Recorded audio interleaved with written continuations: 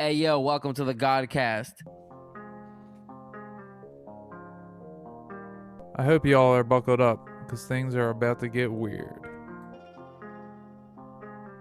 I don't understand why you chose me. You want to change the world, son. So do I.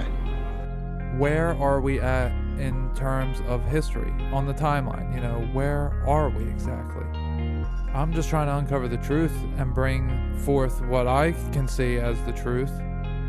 The Bible seemed to be predicting more things than any other conspiracy theory type information, Look, one thing's for certain, that there is so much power in the name of Jesus Christ. That I know for sure.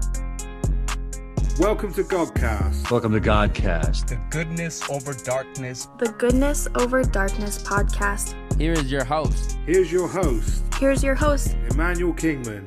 Emanuel Kingman. Welcome to the light. Welcome to the light. Welcome to the light. It's showtime. Hello, everybody. Hello, everybody, and welcome back to Godcast, the Goodness Over Darkness podcast. I'm your host, Emanuel Kingman, with my beautiful, lovely assistant, co-host, partner, best friend ever. Note taker, producer. Sideshow. Yeah. Well, not producer, but just. Thank you. She's looking good in the corner. Thanks. I think. Yes, that was a compliment. It was meant to be anyway. I don't know how it came off. Nobody keeps me in the corner. Yeah. No one attempts Except to. for you. You keep yourself in the corner. I want you to That's be on true. screen. It's true. So on today's episode, we had on special guest SmokeStack, who also did not want to be on camera. No big deal. But so the video portion, you'll just see me on it if you're watching the video. But if you're watching or you're listening to it, I mean, you can watch it as well. But it's a really fun time. SmokeStack and I, we talk about a lot of different stuff. He's very knowledgeable about all things that we talked about in the medical field, much more so than I could comprehend. So, I got a little, I took something for something it wasn't when at one part. I asked him a question and he split down a different lane than the way that I thought that it was. He was stating earlier. So, but it was a lot. I mean, he was clearly well versed on the science behind TV. So it was interesting. Maybe talk a little bit in code in this. You'll notice. Yeah, we call it the Joe Rogan special. Is the big old I word that the media was attacking. So I don't want to get any dings on any of the platforms for We that. just talked about some medical stuff, some medical theories and hypotheses. Yeah. We talked about him doing his podcast. I say Mystical. we, but it was really you guys. Well, yeah, but so he's the other half of Mystical American Patriots Society with Sumo, who I just had on a few days ago. I think his episode came out a few days ago, but he was on like a week or so ago. Yeah, you're a big fan of that Yeah, podcast. yeah, they go with each other so well. They bounce off one another. So I want to have them on separate because you get to see the different dynamics of them. So it worked out really well. And I was on their podcast, but I didn't get to speak to SmokeStack on their podcast. So maybe we'll have a whole thing. We'll all get together for another episode or something. Maybe a swap type deal or something. Who knows? We'll find out. But we get into some thought-provoking things about current events and what's happening, possibly with America being surrounded by cargo ships right now, the different fakery that's been going on with the president and his being on a fake White House set or his hand going through the microphone, all these different weird things that are happening. We get into that, just different possibilities. And I ask him his opinions on it, and he stays pretty close to reality. How I like to have some bigger ideas, and he likes to keep it more closely something that's not too far off the path of conspiracy.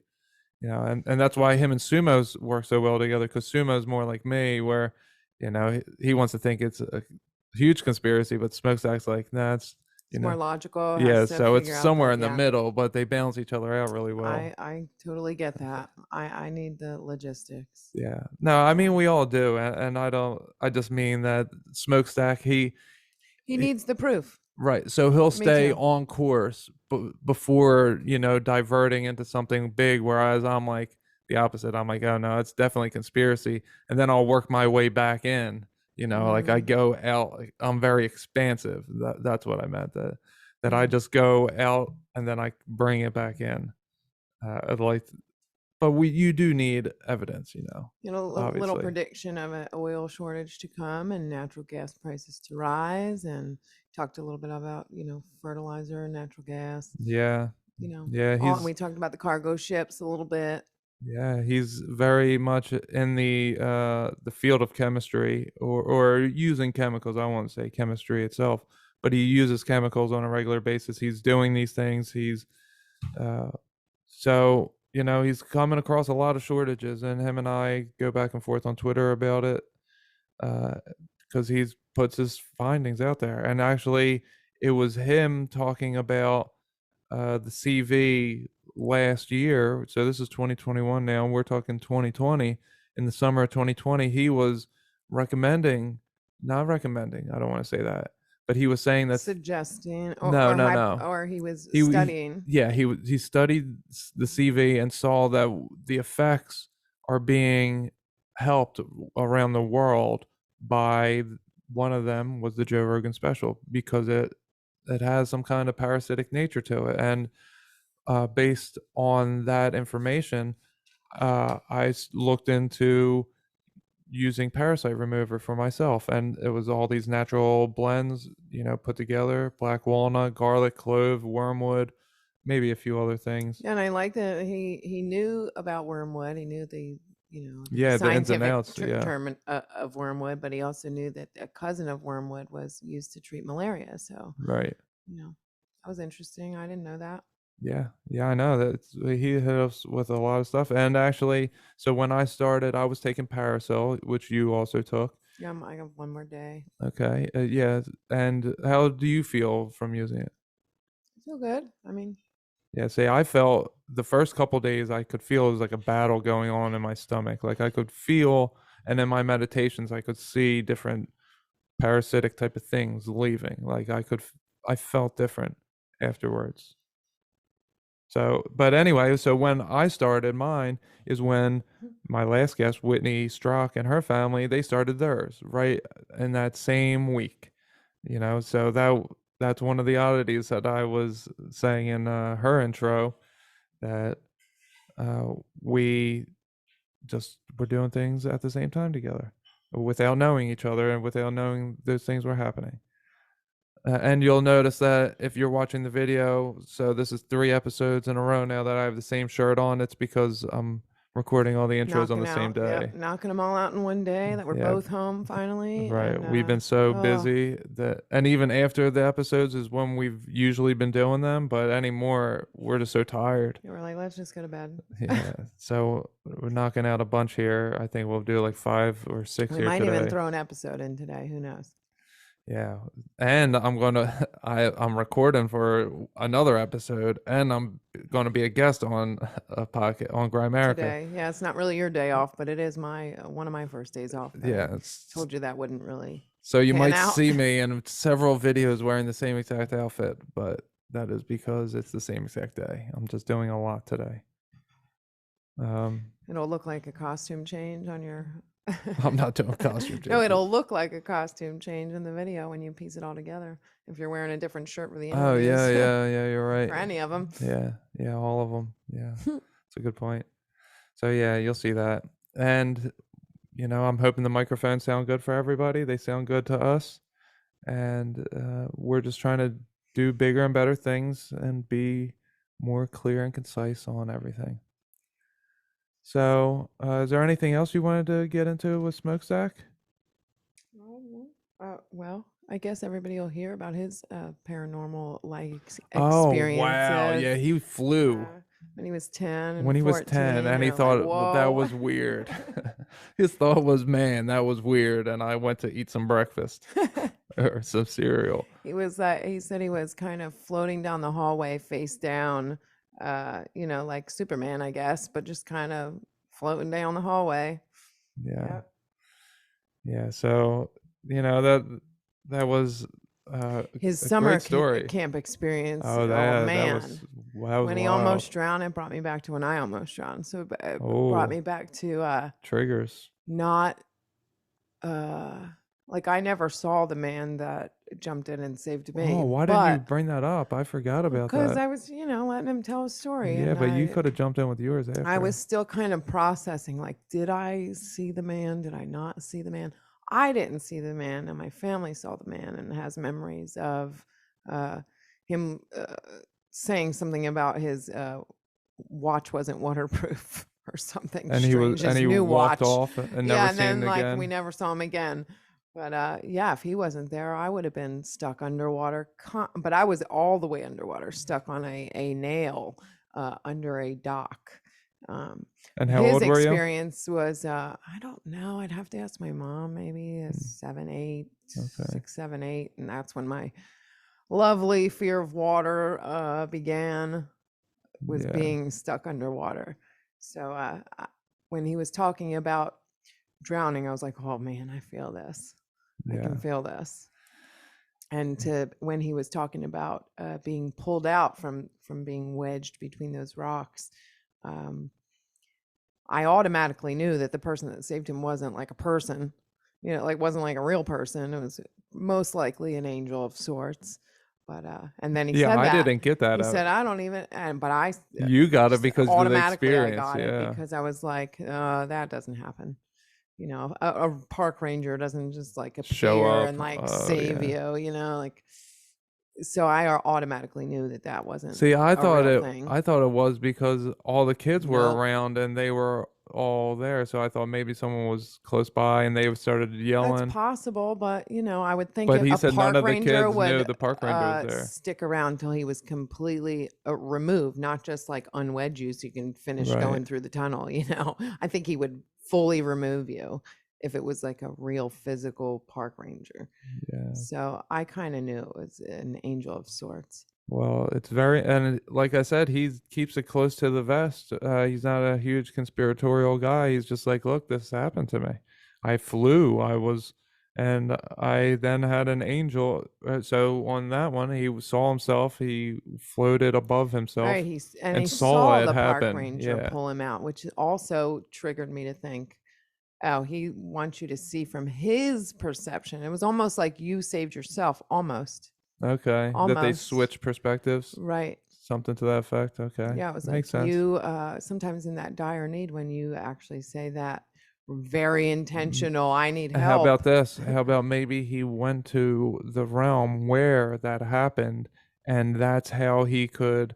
Then he was placed into this body because the soul was to live on. Well, he wasn't in the park ranger body. He could No. see.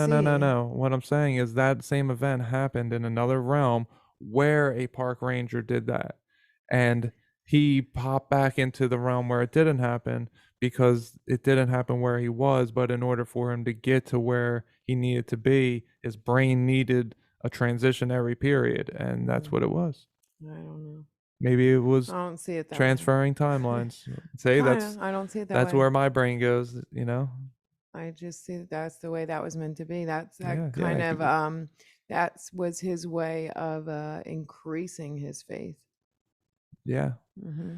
Yeah, and he's a very spiritual man. He's into Jesus, very much so, the church, Christianity, and the way he talks about Christianity sounds like a very beautiful thing. And him very much needing proof of things, that would also solidify that. It's like that was his proof at 14, or Yeah. foundation of his needing proof. Yeah, and we did get into Christianity a lot at the end. So, there is a wealth cool of stories. information in this, with Yeah. cool stories in this podcast. And a lot of you will get good experiences from this, hearing this, will be a positive effect on the entire world, I think. Is that too much? Yeah. What do you mean? All right. Is that too much? I don't know. I just meant as, am I dreaming too big here? Can we change the world? In the intro, it says, "Why did you choose me?" And of course, it's Steve Carell We are the asking world. Morgan Freeman. We are the world. Yeah, exactly. It's Steve Carell asking Morgan Freeman in, what was it? Noah, what was the movie? The one where Steve Carell builds the ark. I forget what it is. Ark. I don't know. It's something almighty. Oh, Bruce. No. No, not Bruce Almighty. I know what you're talking about. Yeah, but it was the second one. Yeah. Yeah. Evan Almighty. Evan Almighty. Yes. Yeah. So That's right. it's from that, and God, Morgan Freeman saying, because you want to change the world, and so do I. So I just want people that want to do it, and I think Smokestack, I and you and Sumo and so many other guests that I have on, I think probably all the guests I have on, we all want to change the world, and we want to start by changing ourselves, by doing what we can for all of humanity.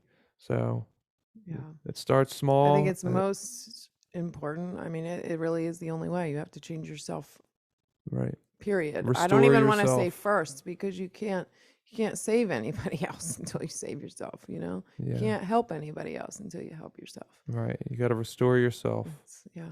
And then just show others how to do it. And then we'll all get there. I think it's a great way to end this intro. Make sure you stay tuned at the end of the episode for a preview of the next episode. Make sure you check out the Mystical American Patriots Society maps, the website mapsoc.org. And make sure you check out my website, EmanuelKingman.com. And if you want to donate to the show, you can go there, and there's a donate tab at the bottom. You can also, like and share this episode around. That'll be great. It would be much appreciated. You can go subscribe to my YouTube channel, Goodness Over Darkness, and you can, hit the subscribe button so that you get notified for whenever I have premieres. Because I do pop on there for lives at time to time as well. So we'll be doing that some more in the upcoming days, weeks, months, and years. So without further ado, here is Smokestack. Hello, everybody. On today's episode, I have on a guest who lives 4 million cubic feet under solid granite at the burning heart of the Yellowstone caldera. He plays with chemicals for work and is co-host of Mystical American Patriots Society, and is my very first guest who self-identifies as a clone.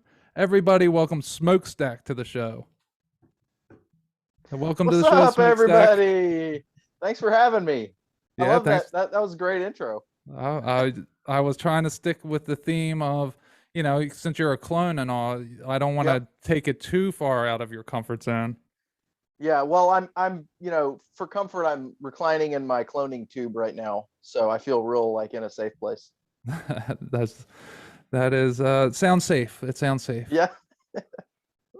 So you are co-host of the Mystical American Patriots Society, which is, a funny and educated type of podcast that is done in a different style. And so how long have you guys been doing this? Coming up on 2 years now. So we release on Mondays, and we're coming up on episode 100. So it's about 2 years. It's flown by. Wow. So in that 2 years, have you seen a huge transformation in yourselves of, how easily it flows out the longer you do it, and that the easier podcasting becomes? I'd say it's easier. Sumo and I have known each other a long time, actually, like 20 years. Oh, So, wow. he and I are just good at shooting the breeze anyway, just because we have that long relationship. But yeah, as far as like the broadcasting aspect of it and the editing and just being on mic, I think it's changed a lot. I'd like to think we sound better than we did, 100 episodes ago. Yeah. I have to go back and listen to some of those early ones. Well, so the way that I listen to your podcast, and now it's going to sound strange to anybody who's not in the line of thinking that time is non-linear. But the way that I listened to your podcast was, I was just telling you, my first episode was like episode 82 or something. And I listened to it in bunches. I would download like 3 or 4 in a row, and until I got to the new one. And then I was like, okay, well, then I'm going to start backtracking. And I was doing it, maybe I would do 75, 76, 77. And then the next day would be like 72, 73, 74, whatever, something along those lines. And what ended up occurring is things that I listened to in your episode on that day in particular, things right before it and right after it would go in line with yours. It was like your show was bridging, what happened before the show and what happened after the show. And it was so weird. And then I got to like the end, and I kept telling Mimi, I was like, it's so weird the way it syncs up. And then when I got towards the end, is when the beginning actually, and you and Sumo were saying how that your show is non-linear and you're going to hear things in the future that were actually in the past. And the way you're describing it, I'm like, oh, this is exactly how I've experienced this podcast. It was so strange and yet such a beautiful synchronicity. That is funny. It's funny that the stuff, because we like to kind of joke around with those sorts of ideas and have a lot of fun with it. But then you go back and you listen to things later, or people tell you about it, and it's like, oh, that was actually really meaningful in a way that we didn't really ever expect it to be for somebody. That's always really neat to kind of hear those sorts of stories from people that enjoy the show. Yeah, well, you give some great advice on there, at the different times, the dating advice. That's really good advice for young men to listen to, especially in this day and age. It's so crazy out there, and it's really solid. And I didn't need it, obviously, but I would take that advice if I was anybody out there listening that's looking for some kind of dating advice. Yeah, thanks a lot. Yeah, we enjoyed doing that series on dating. And it ended up spinning off into a lot of interesting conversations. Those are some fun shows. I think they maybe help some people too. Yeah. So how long have you and Sumo been working on the idea of a podcast? Since it's been out for 2 years, you said you've known him for 20. How long have you been flirting with this type of idea? It really didn't take us long. We met up. We live pretty far away, so we met up one time and just to kind of catch up, and had this great conversation. Probably sounded a lot like the show does. And I think he had been playing with the idea of doing a show before. And then I think the next week he said, hey, let's do a podcast together. You know how to do audio stuff. What do you say? And I said, well, why not? And then, so we recorded episode 1 and we put it up there. And thankfully I know some of the guys at Alternate Current Radio, Hesher and Spore. And, I've done some stuff with them in the past, and we have a relationship there. So they were kind enough to pick us up and syndicate our show early on, which I think really was great to be able to jump in with that crew. They've been really sort of a good partners in syndicating the show, and also just like good friends, like people that really understand the podcasting world. Yeah, that's super cool that you guys got picked up that early. That's awesome. Yeah, they're a good bunch over there. I encourage all your listeners to check out what they have to offer. It's alternatecurrentradio.com. Their show Boiler Room is a lot of fun, and Patrick Henningson's show, Ruckish's show. There's some good shows over there. There's something for everybody.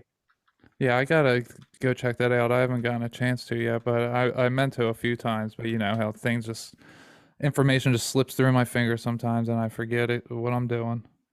Yeah, they cover a lot of the alternative sort of stuff that I think you and your audience would appreciate a lot of what they do. Okay, yeah. So what I like about your guys' show is you're covering current events in a funny way. You're looking at the weird side of things, but also talking about all the crazy conspiracy theories. And obviously, you guys are super red-pilled. And on top of that, you guys are both followers of Jesus, of knowers of Jesus, as I like to term it. So for me, when I came upon this, it was like the perfect thing at the perfect time. You know how God just reveals the thing you need when you need it. And it was just like, it came in, and it has really, the style of your show has really helped me grow by just listening to it. It helps me realize that, I can do the normal podcasting thing that, well, the thing that I was accustomed to, the podcast I was accustomed to listening to. I was able to then broaden my abilities by taking on the style that you guys incorporate. So I want to thank you, because I feel like since I started listening, I've become a little bit more interesting in how my show occurs. Like we were talking about in the beginning, that or in the beginning of doing your podcast, you like to think that you've grown from that and sound much better. And Yeah. I was very dry at first. So the way that it has evolved is, come right on time. Cool. Yeah. Thank you for saying all that, man. That's really nice. I like to think that, we help people out in a lot of different ways. And so that's really cool. Thank you. Yeah. So moving on from there, you have many different ideas about the homeopathic, the natural medicine type of path. And actually, it was one of your shows from over a year ago. I don't want to say the actual name of the medicine out loud, but I'll call it the Joe Rogan special. Yeah. So you mentioned this, and this really blew my mind. This is when I knew that you guys actually knew your stuff, because you were researching the symptoms of the virus that's going around, and you came down to, it was fungal like symptoms, and you recommended the Joe Rogan special actually over a year ago, before it hit the news. So then once I heard that, I started looking into parasite remover. So why don't you break down like the different things that you've learned with the parasites and fungal viruses, or however we can actually label this without getting in trouble. Yeah, I'll try to speak in code a little bit, but so I'll start off by saying that my theory here, I don't think I'm the only person that has gone down this path. I think I'm the only person that has come up with this particular bug as the culprit. But my idea here is that the lung AIDS, its main action is to tank your lymphocyte count. So those are your CD4 T cells. Those are sort of the first responders to your of your immune system to any new thing that comes along that is causing problems. And I came upon this because I was researching different plasmid infections, and this particular bug called Pneumocystis jirovecii, which I can maybe send you a link to it after the show if you're interested in further study. But this particular bug is a common ailment of AIDS patients, who also, like lung AIDS patients. That's why I'm calling it lung AIDS, because the similarities between the two diseases are startling when you really start getting into them. Wow, but this particular affliction called PCP pneumonia, that's caused by this Pneumocystis jirovecii fungus, is very common among AIDS patients, and it's actually very common everywhere. In fact, some studies have indicated that up to 40% of the population at any one time has a latent asymptomatic infection of this particular fungus. And so if you have a normal, healthy system, you'll get this stuff, and you'll get exposed to it. It will slightly infect your lungs in a way that is so minor you don't even really notice it, and your immune system will quickly overtake it and put it on the defense and eventually eliminate it. But for a while there, you're actually expelling or exhaling a small number of these spores. And this was discovered, how all this works was discovered in actually kidney transplant clinics, where the patients getting a kidney transplant were going in and getting anti-rejection drugs, which also lowers your CD4 lymphocyte count. And so all these patients for kidney transplant were getting PCP pneumonia, much like AIDS patients. And so there was all the study done, and they realized that what was happening was the nursing staff were passing around these infections of of pneumocystis jirovecii that to them were asymptomatic. They didn't even know they had it. And then studying that is sort of what brought about the prevalence of this particular bug. And so my thesis here is that when you get the lung AIDS, all it's really doing is, well, not all, but its primary problem is that it's wrecking your lymphocyte count, much like an AIDS patient, much like a kidney transplant patient. And then in the hospital setting, or even just around daily life, you're exposed to a number of different critters, one of which I think is a major one, is the pneumocystis jirovecii bug. And once you get PCP pneumonia, the symptomology all the way through acute respiratory distress syndrome are step for step identical to critical COVID patients. Wow. And so, and now I will admit that this is just a theory. I'm not a doctor and I don't have any way to test this, but any hospital in America can run this test for this bug. Any doctor could run a culture and see what this is. But to my knowledge, that's only been one time. A doctor in, I think it was France, did it, and he got positive swabs for pneumocystis jirovecii from something like 30% of his critical COVID patients. Wow. So there is actual evidence. And so that test, the guy in France, that was done after we did that initial show on this theory, and it hasn't really come back up since. But you know, since that time, there has been some activity on that. And I think it, as far as, you know, it's such a small number of people really that end up critical, but I feel like those are still people that deserve good medical care. Yeah, you know? of course. Yeah. Even if the situation has been way overhyped, which I do think it has been way overhyped. At the same time, people are getting sick. I know people that have been seriously ill with it. And I would like to see them get better care. So, and then what brought that into the Joe Rogan special was that one of the primary treatment options for PCP pneumonia is the Joe Rogan special. So that sort of brings the whole thing full circle. In fact, when that bug was discovered, they thought it was a parasite because it responds to all these anti-parasite medications. And it was only much later that they discovered it was a fungus.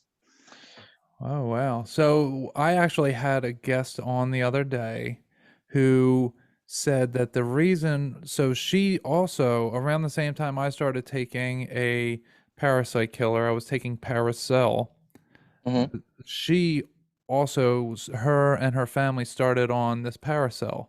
And I got Mimi to take it. And I'm going to be getting it for my daughter and stepdaughter to take as well. And it's, you know, it's very simple thing that we were taking. It has wormwood, black walnut, clove, garlic, and a few other natural types of things. It's over the counter, you know, and the effect it had on me was amazing. Now, what she said, my guest the other day, is that she started her and her whole family on it because she got fact-checked by Facebook, and in this fact check, it said something to the effect of viruses are ever mutating fungus or ever mutating parasites. And then she was like, oh, I'm going to now take something to get rid of the parasites because they were all ill. So when she decided, she's like, I'm going to get rid of the parasites, that's when it, you know, her symptoms really went away.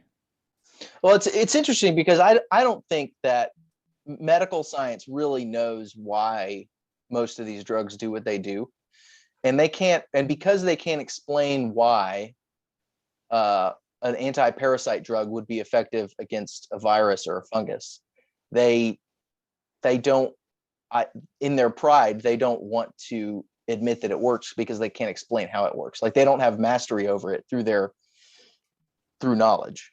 Right. And so I think it's a pride issue there.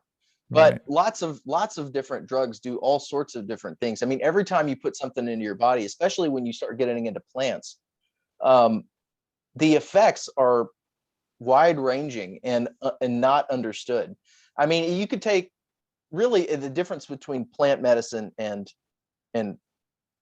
regular industrial pharmaceuticals is astounding. I mean, any given plant. You mentioned in that parasite drug, you mentioned wormwood.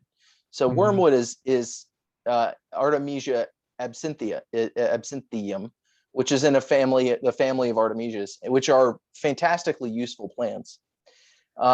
And its cousin Artemisia annua is a malaria medication, much like some of the other drugs that are big in the alternative news cycle right now, like the Joe Rogan special and the other one.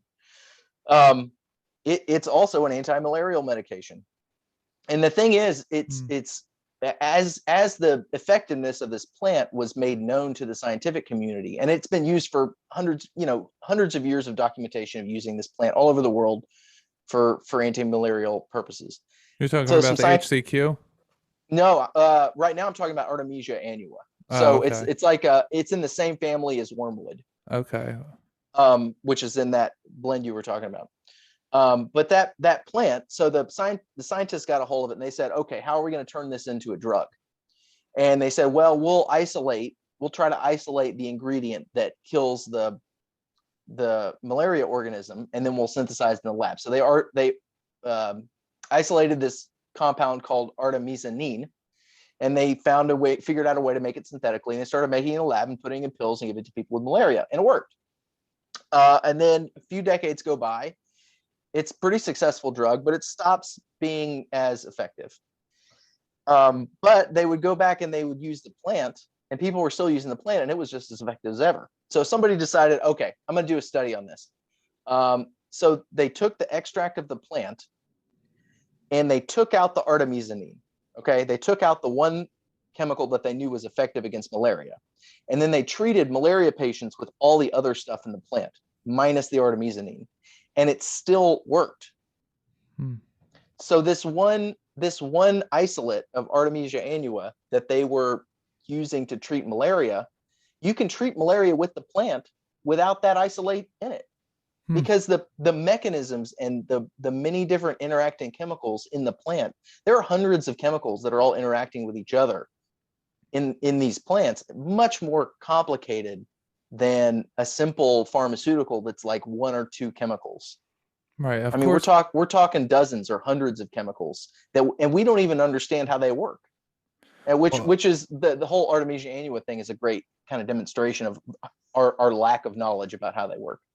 Right. And of course, for any disease that a man would have, that there would be a plant here that God would make for us to get better.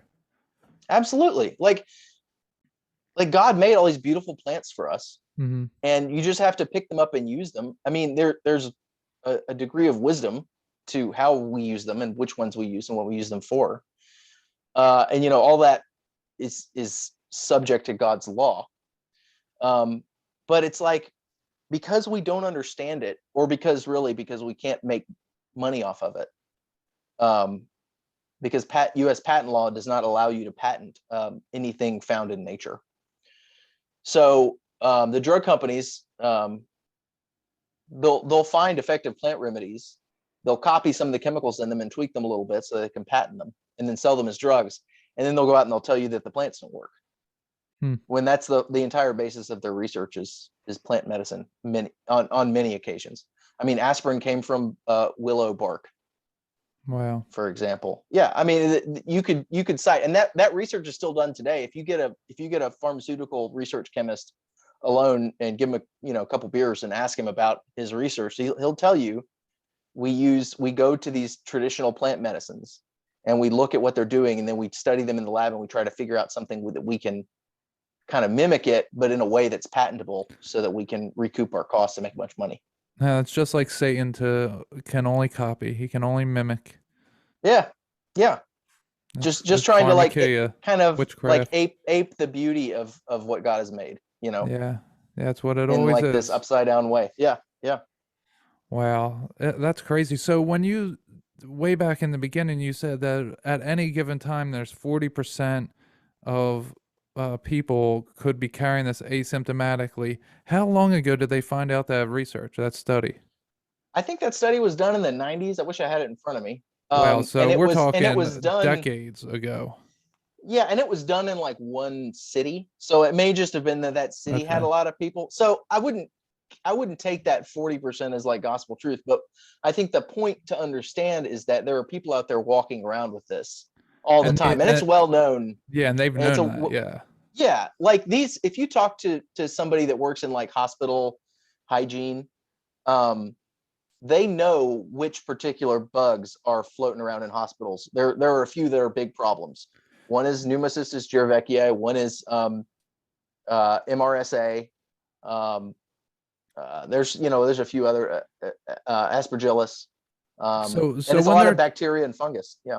So when they're testing people, saying, "Oh, in the beginning, they're saying you're carrying it, you're asymptomatic, and you don't even know it. You need to go get tested to know it." They're already thinking that 2 out of every 5 people are going to come back positive for this thing, at minimum, somewhere in that range anyway. So they're not testing that. Well, they're not testing for Pneumocystis jirovecii. At least I would be really. I don't think they're actually testing for that. I don't think that your run-of-the-mill lung AIDS researcher, doctor, physician has thought about that organism. Unfortunately, I wish they would have, but I think at some level that information is being withheld from them. It's like they know it exists. It's a thing that they encounter in their practice, especially dealing with AIDS patients. But they haven't, for whatever reason, they haven't put the two together, except for that one doctor in France that actually tested his patients and found a bunch of them tested positive for it.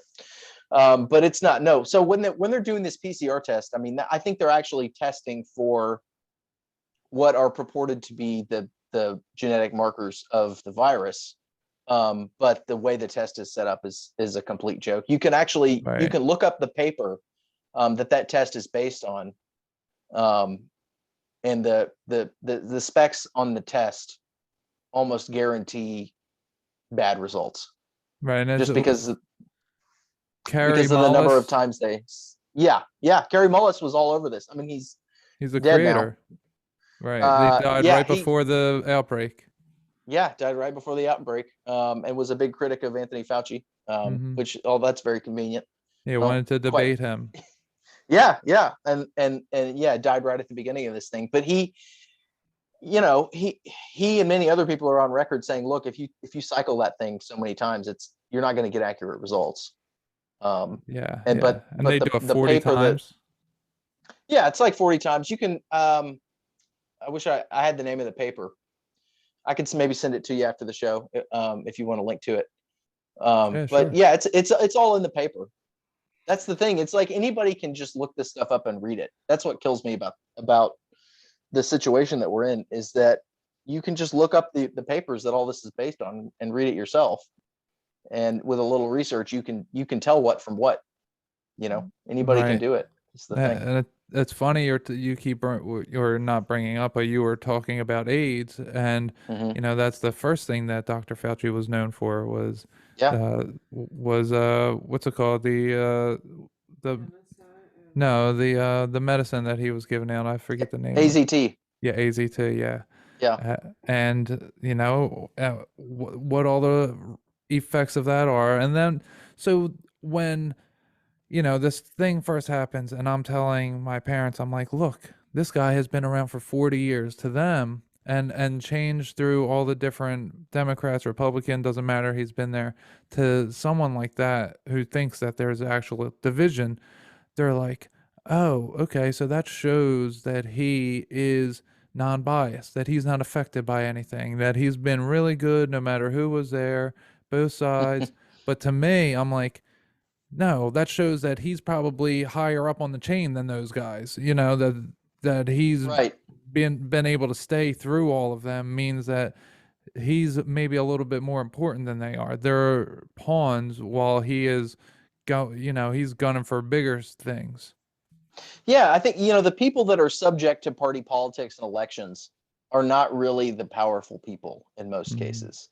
The powerful people run these bureaucracies, and they've been there for decades. And it takes a lot more than an election to remove them. I mean, think of just the way Fauci handled the AZT scandal and all those guys that died from AZT. And he didn't have to answer for that. Right. He got to keep his job. He's like the highest paid guy in government right now.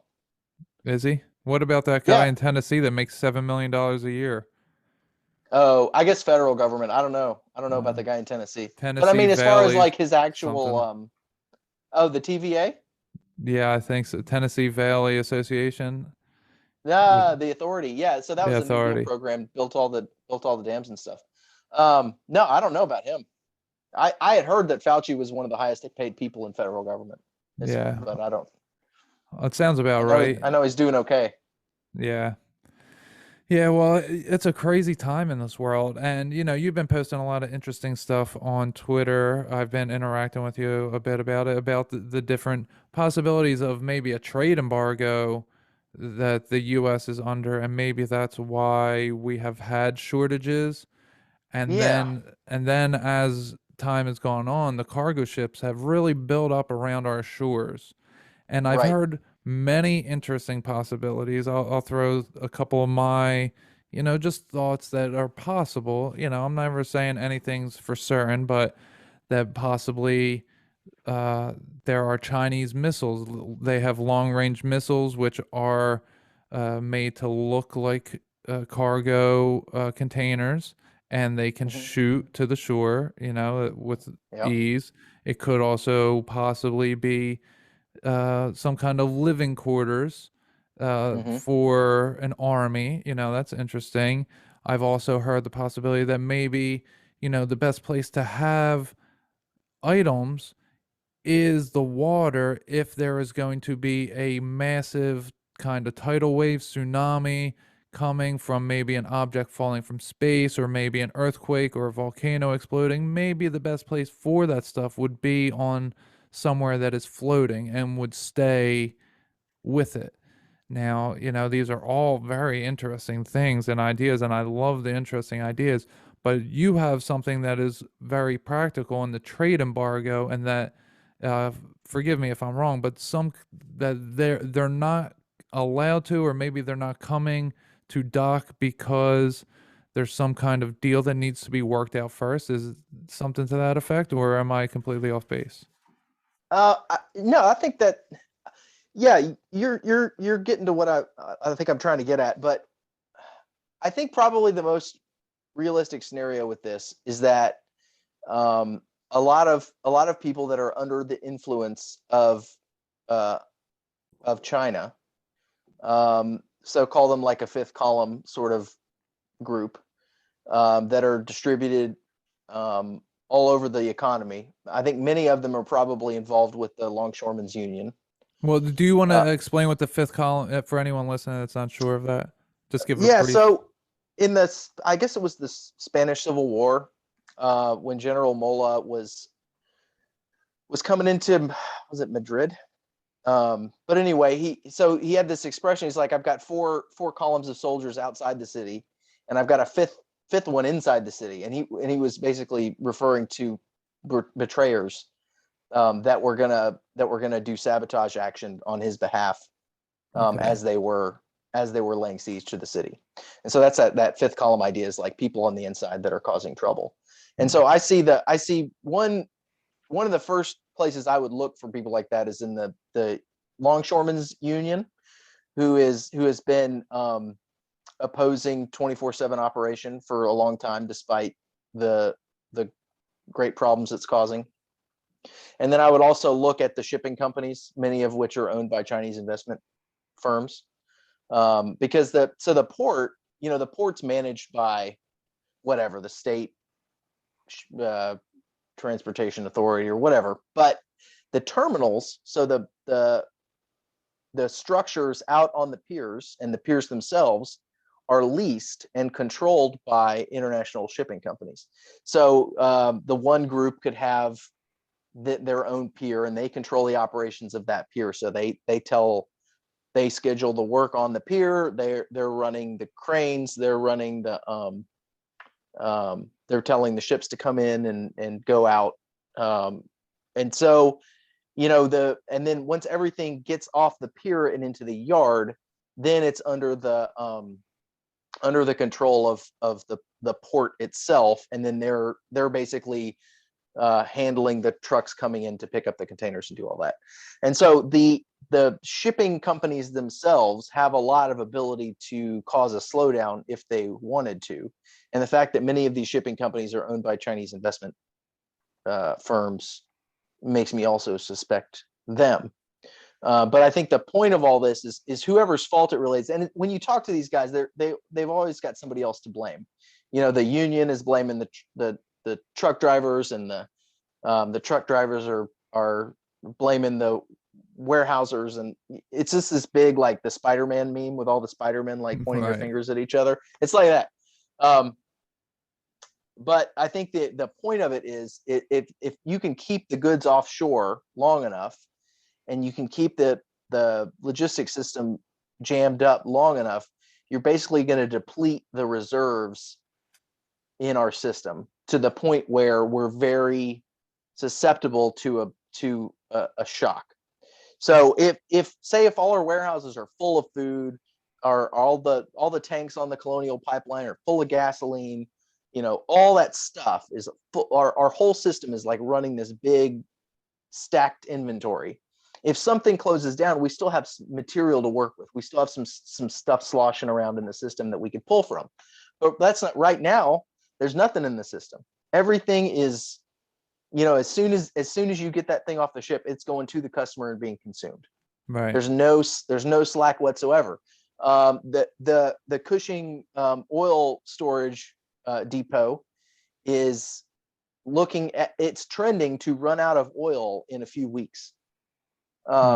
There's so many things going on in our economy. Fertilizer. I've been dealing with this for weeks now. All the chemicals that are downstream of ammonia production are short. You cannot get anything derivative of ammonia. And the things that are the biggest usage of ammonia derivatives is fertilizer, and ammonia is made from natural gas. So when you see the natural gas price going through the roof, and you see articles about natural gas deliveries being uncertain in Europe and all this stuff, you gotta follow that train of consequences through to things like fertilizer. And then if we don't have industrial fertilizers, we don't have a spring wheat crop. We don't have a spring corn crop. All these cereal grains that our civilization is running on, if they don't get planted, or even if they get planted but we don't have fertilizer, the yield is going to be like a quarter of what it normally is or less. Yeah, and we're facing some kind of corn shortage already that I've been experiencing. Maybe it's a fractal end of it, but I deliver corn tortillas, and they're the most popular. And for the last 8 months, 10 months, we had to, tell people they could only order, 10 at the most. And even then, it's if the guy shows up on Tuesday, then they're getting it. But if he's late or he doesn't show up on Tuesday, then they're not getting it on that day because, we don't have any in store. As soon as they literally were going in the back of a truck and loading up my truck with them at the very end anymore, because the corn tortillas can't be made because I'm being told that there's corn shortages, which is going along the lines of what you're saying. And we know that BlackRock and Bill Gates are now the two largest farmland owners in America, and this is setting up for some crazy stuff that we're being squeezed, even if it's as you were saying, the longshoremen are doing it to try to swing things their way. We're the ones being squeezed for all this. So it very much feels like we have an elephant in the hose, and this elephant needs to come out. But how are we going to go about this? Are we just going to cut the hose and rip it out, or is it going to come bursting out all over the place? Well, it's interesting that the government is threatening to bring in the National Guard to start picking up containers at the ports and doing all this stuff. Are they? I haven't heard that. Yeah. So that, I think that's at least being. But they want the military running everything. The National Guard, they're firing nurses, they're firing teachers in New York City. I don't know about the state, but they're bringing the National Guard all over the place. Is this martial law that we're under? Yeah, I don't see martial law happening on the ground. I mean, I don't know what it's like in New York. If you go to the hospital, are you going to be treated by the guardsmen? Yeah, And it's even strange. and it's like you can have the National Guard if they're responding to this like a natural disaster. I mean, they're not going to have arresting authority necessarily. They're just using government assets to try to pick stuff up at the ports. But it's like but bringing in the National Guard to resolve what might be called a labor dispute. The longshoremen's unions picked a heck of a time to have a labor dispute, like in basically a national emergency. Not cool. Well, Longshoremen's union. is that just manufactured? I mean, I think it is. I don't think that this is just what it says on the label. Right. I don't really trust the people that are operating these ports that they're really doing their best to get everything in. I mean, Well, you can look up live cams of the truck lines where the trucks come in, and if you go look at night, there's no trucks there. So I know a lot of these truckers. There's a lot of truckers because they want to be home every night with their families. They work the port, so they just bring it from the port to the warehouses and the distribution centers in the area, and it goes out from there. So they don't drive long distances, right. and that that's the kind of gig they want to do. Fine, but the fact that there are no truckers that want to go pick up at the port at night, I just have a hard time believing that. The port can say that the gates are open, but if they're not like giving appointments 24/7 pickup appointments, something ain't right is what I'm saying, and everybody's got a different excuse. Well, do you think that it's possible that maybe a military or intelligence agency would have have these somehow covered in order to not allow things in because they have maybe some intelligence, or maybe they're just I don't know what else would be the reason, but they have some kind of information or evidence that maybe what's on the ships isn't what's supposed to be ordered. Do you think that's a possibility at all? Because I've seen a QAnon thing pop up the other day that said maybe it's people in the Evergreen ships. That Hillary Clinton's name was Evergreen, and these are a lot of Evergreen. Obviously, is the shipping containers, and so a lot of them are off the shores. Is it that those, for whatever reason, those captains of those ships aren't coming in because they're being held up, or maybe they're afraid to come in? Is there some kind of standoff going on here? Is that a possibility? Oh man, I don't know. I think if they are being purposefully held offshore for some sort of national security purpose, is they're probably worried there's something on one of the ships that can do damage to the port, and they're looking for it. That would be my guess. And there is precedent for that. I mean, the security issues happen at these ports all the time, and some of them are, they're afraid that there may be something very dangerous on one of the ships, and they'll shut the port down and send in the hazard teams to go search the containers, and they got to scan every container. It's this big right there. That is a worry, that is an ongoing concern for them. And so I would, the logistics of life support for an invading army on cargo ships, I don't think is realistic. And plus, I don't think it's realistic to try to stage a land invasion of America anyway. Besides, if they want to get into the United States, all they got to do is go fly into Mexico. I mean, it's way easier. You can get across on land there.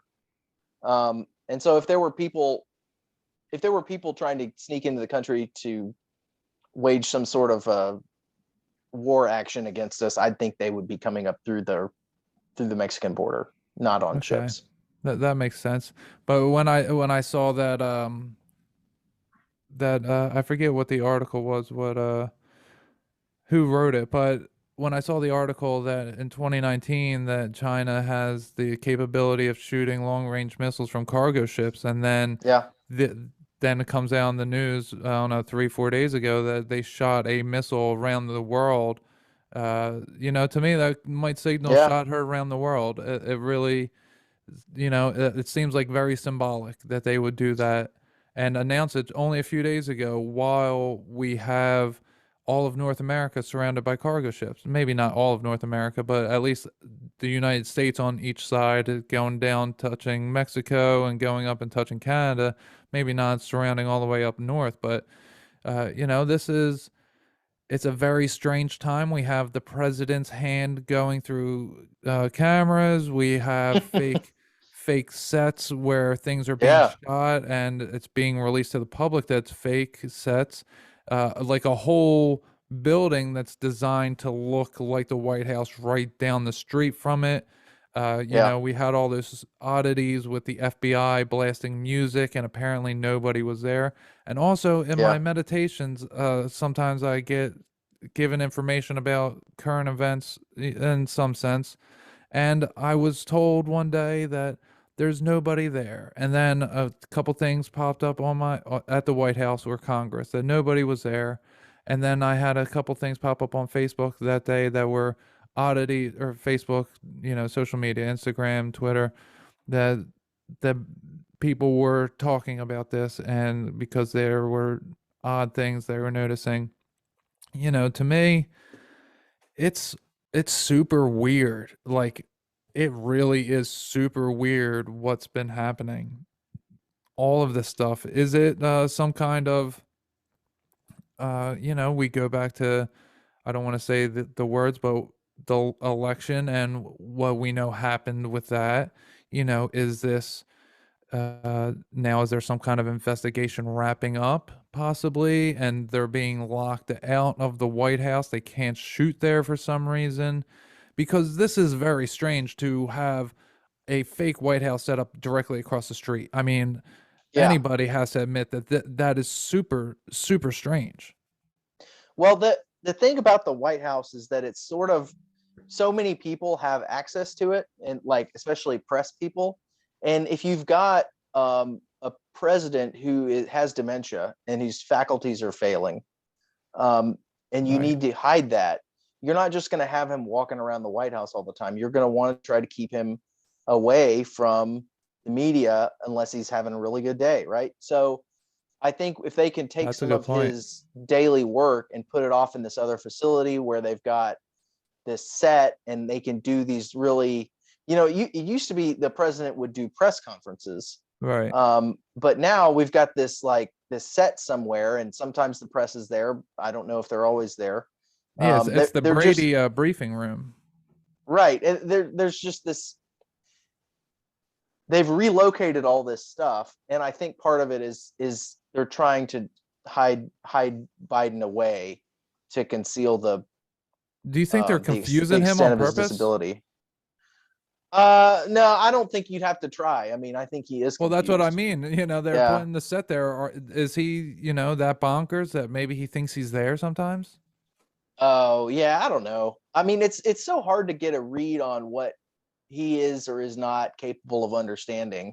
Yeah. I mean, he is suffering dementia. I mean, that I think any honest person can conclude that.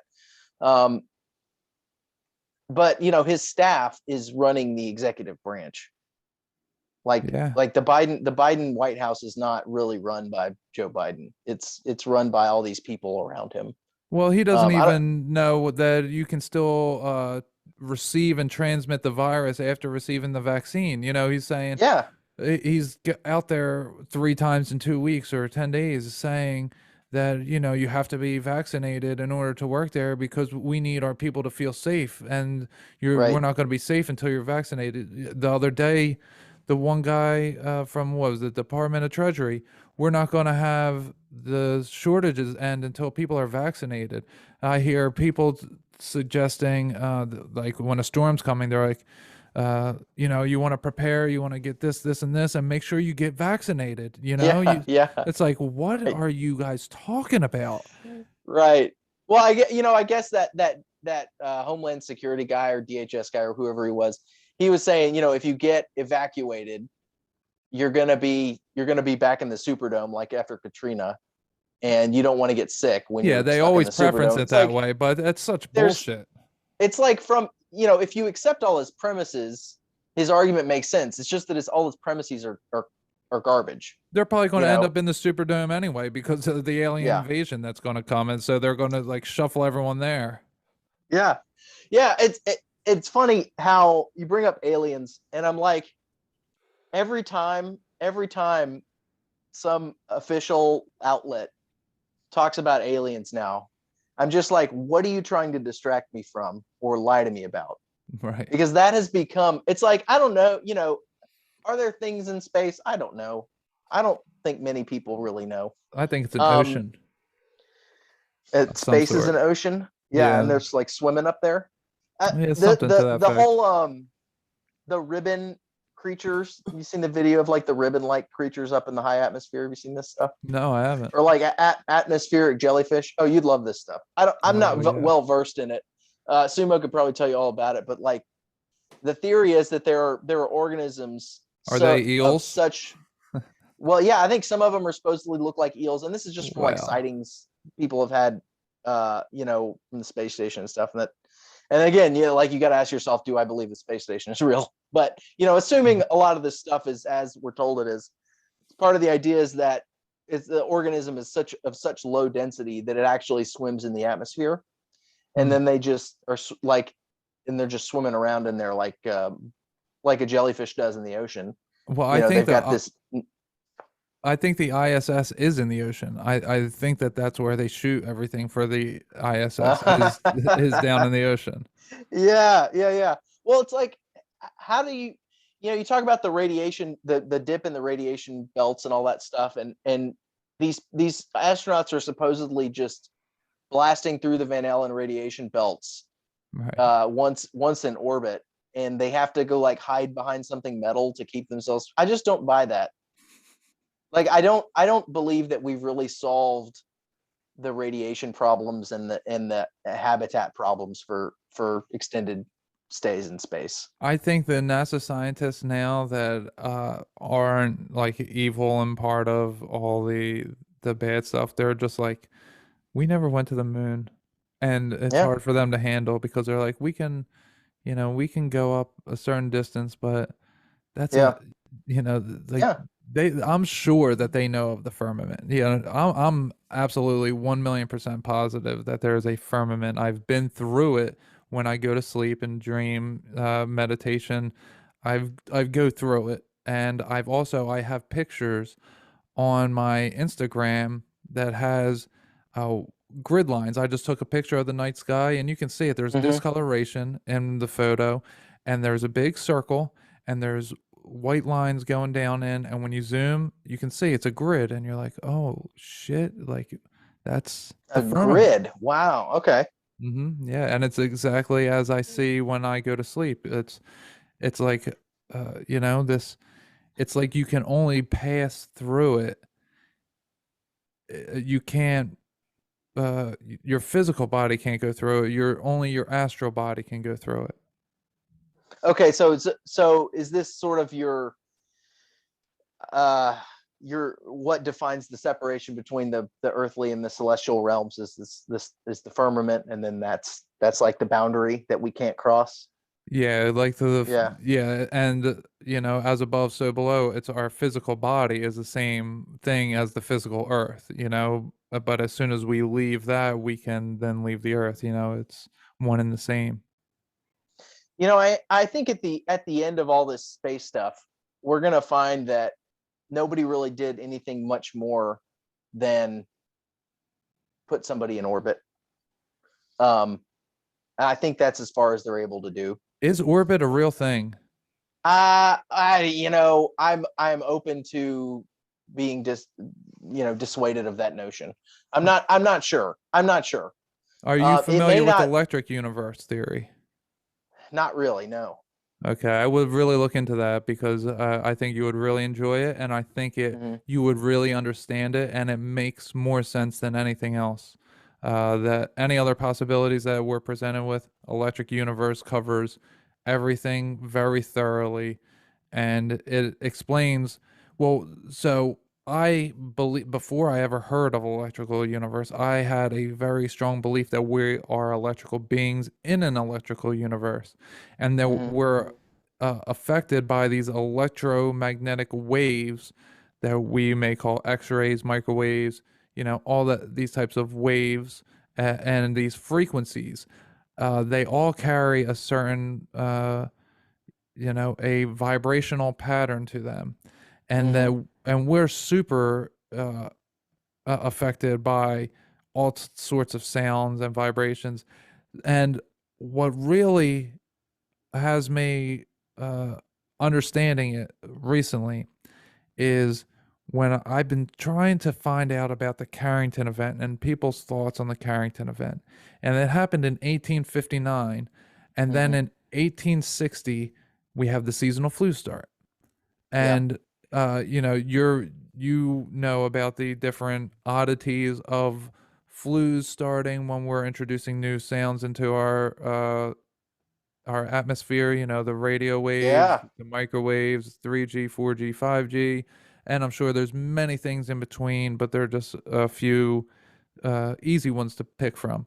So, I already had this idea that there are electrical frequencies that are coming in and affecting us, and the Carrington event being an electrical storm that literally shocked people who were working on the telegraph system at the time. Not only do I think that event started making us sick and having depression and anxiety and the seasonal flu and all sorts of other quote unquote viruses that come along after, but I also think that is the event in which Lucifer or Satan is loosed upon the earth in biblical prophecy after the rapture had already occurred. So, I have all these, and it sounds very fantastical, but when I start to think about it, when I'm researching Tartaria and all the things that go along with that, in the 1800s and 1900s, everything has been perverted and lied to and covered up. So we don't actually know our history and where our place and time is. And,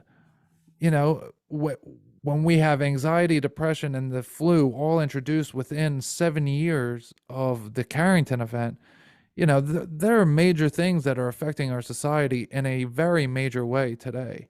So what are your thoughts on the possibility of the Carrington event being some kind of event where Satan or Lucifer used it to transfer into this place and was loosed upon the earth? Yeah, I've never thought about it. That, I guess, would depend on your flavor of eschatology. And so if you believe that the 1,000-year reign of Christ is described in Revelation has already occurred and we're now entering into the tribulation period. Yeah, I'm thinking it might be. Then that, I mean, you could put that together. Yeah, I don't know. I don't know. I've never thought about the Carrington event in those terms before, as in like eschatological terms, just because those things have happened before, right? But it just so happened that this was the first time we had an antenna to receive it on. Well, well, that's what's claimed, in our mainstream history, but we are overdue in all the cyclical natures of events. We're overdue in all of them.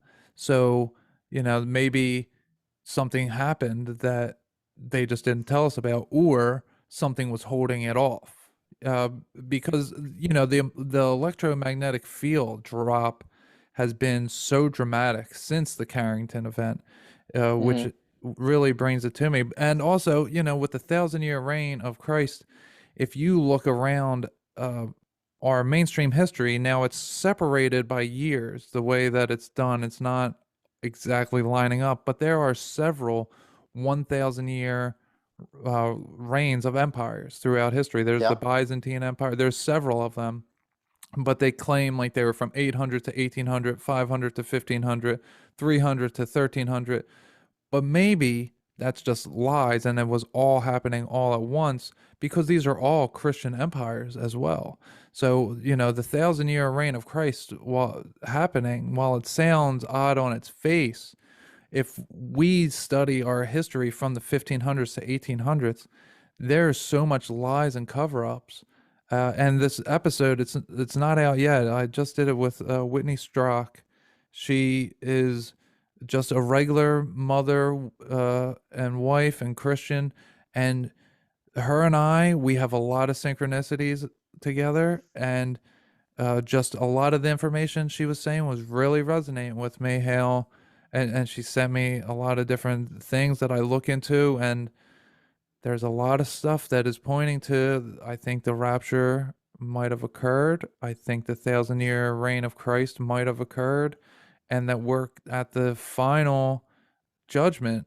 And this is the time, I think maybe Jesus and the saints kind of switcherooed out of here down to hell to free those trapped souls, and we're on the earth plane, and then Jesus and the saints are going to come back here, and everything's just going to, this is like the final showdown is going to happen here with us and Jesus and the saints versus Satan and the demons. Because if we look around this world, it is so perverse, inverse. Everything is deception. Whatever you want to believe, you can find massive amounts of evidence to believe it. I've gone down so many different rabbit holes of believing something very solidly and then finding contradictory information and having to let go. It's just, you can find whatever you want here. And what is reminiscent of that but Satan being in charge and just deceiving everybody? So is part of this model that we're actually closer to the year 1021 rather than 2021? So I don't go for the flamenco thing. I haven't really got into that, and I don't actually think it worked that way. I think it is 2000. Well, I guess I ask because if the 1,000-year reign of Christ is ended, it has to have a starting place, and I would think that the natural starting place would have been the resurrection, which would have been in this model. If you believe that we've got our timeline wrong, then that would have been 1,023 years ago, roughly. Right, but I also that's true. It could be true, but I think that the Enoch 10-week prophecy says that it would be in the 7th week, that the 6th week would, or maybe, so I might be off, but it's either the 5th or the 6th week is when Jesus would rise, and it was the next week, so either the 6th or the 7th week, that the 1,000-year reign would have occurred, which could have been around the year 700 or 800. Are you familiar with Emanuel Swedesberg at all? No, I haven't really done a lot of reading about Tartaria and that sort of thing. So I'm not really qualified to comment on the ideas about the timeline and things like that. Okay. Well, I'll just give you this piece of information, then we'll move on about Emanuel Swedesberg. So he was a scientist in the 1700s, and on Easter Day, 1746, I think, is somewhere around there, Jesus comes to him while he's in bed, and he is in form, and it's Jesus, and he becomes a worshiper of Jesus and follower of Jesus, and starts spreading the word of Jesus. So there was a whole religion, I forget which one, but one of the Christian denominations is in his honor. So he becomes this prophet, and he coming from a scientist, becoming this prophet, it was very strange, but he became an honorary member of Parliament of Sweden's Parliament. And cool. So his name gets changed from Emanuel Swedesberg to Emanuel Swedenborg. And he starts prophesying things, and he tells all the different members of Parliament when, different things that only their dead relatives would know. And he's doing this in front of people, in this amazing way. And he knew the date of his own death. Yeah, and then so he predicted the date, the exact day was March 29th, what was it, 1740? I forget. There's 1770, something like that. But he predicted it, and he's the one that said the rapture is about to occur, something to that effect. And then we have what ends up occurring after that is the United States of America is born, the Illuminati's born, the what was it, the Knights of, I forget who, but they end in 1773. Okay. Another secret society, and then we have all the wars start taking place. All different countries of the world, the Five Eyes, they all start getting constitutions around this time, and then we have the War of 1812 shortly after, which is the French and Indian War happening. But the French are also warring with Russia and the rest of the world, so it's actually World War One that's not called a world war. And then we have all the different world's fairs, which are all bullshit. And there's so much more that goes into that with the mud floods and Yeah. and everything. But it's a very interesting thing. You should look into Emanuel Swedesberg if you're gonna dive into any of that, because I think he would really interest you if you wanted to look into something. Yeah, I'm gonna scope him out. But the whole, not having read about a lot of this stuff, just coming across the World's Fair thing and the idea that those cities were built and all that incredible architecture was built and then immediately torn down. It doesn't. When you look at it that way, you say, yeah, that doesn't make any sense. Why would they do that? Yeah, and they built them. Why didn't they leave it? Right, 2 to 3 years, and every single city. It was after devastating fires, what's called fires, but every single major American city had a fire. But it actually, there's cement that's torn in half, buildings that are just completely shattered. And it's like, that is not a fire that did that. That is something much more traumatic. Well, I know Atlanta still has the stinking Olympic torch building that they built for the 96 Olympics, and it's ugly as sin. And they didn't tear that down. Why are they going to tear down this beautiful World's Fair? When somebody pointed that, I guess it was Sumo that pointed that out to me and told me about this. But once that clicks in your brain, why did they tear down all that architecture? There's something missing there, and the real story is not right. Right. It's madness. And every single city, they kept at least one building. So they say that it was so easy to build and tear down because it was wood and plaster. So, we could just get rid of it real quickly after. But they all kept one building that stays standing today is the Congress building. It's a high school, it's a museum, it's a college. It's like, that doesn't make any sense at all. None of this is true. There's no pictures of it being built. There's no documentation of anything other than some people were here and found some stuff. Yeah. And again, the Carrington event is right in that time period. That's what all of this together, and it might be psychobabble, all of it might be individual things that have nothing to do with one another. But the way that I see that the world works, I think that it's all very connected, and it's very interesting no matter what, even if it's not connected. It's a cool, interesting way to see life. Yeah, and the thing is, our situation, like epistemologically right now, is that the government and the media lies to us all the time about everything. Right. And the only way to survive and not just get taken for a ride is to question everything. And do your own research and do your own thinking and experimenting and make up your own theories and try to be honest with yourself as you tease them out and see if they hold up. Because we can't rely, the institutions that used to do this for us, or at least they were supposed to, definitely don't do it now. And so even if a lot of these theories that guys like you and I are interested in and spend time working on, it could be anything from Tartaria to the ISS to Pneumocystis jirovecii.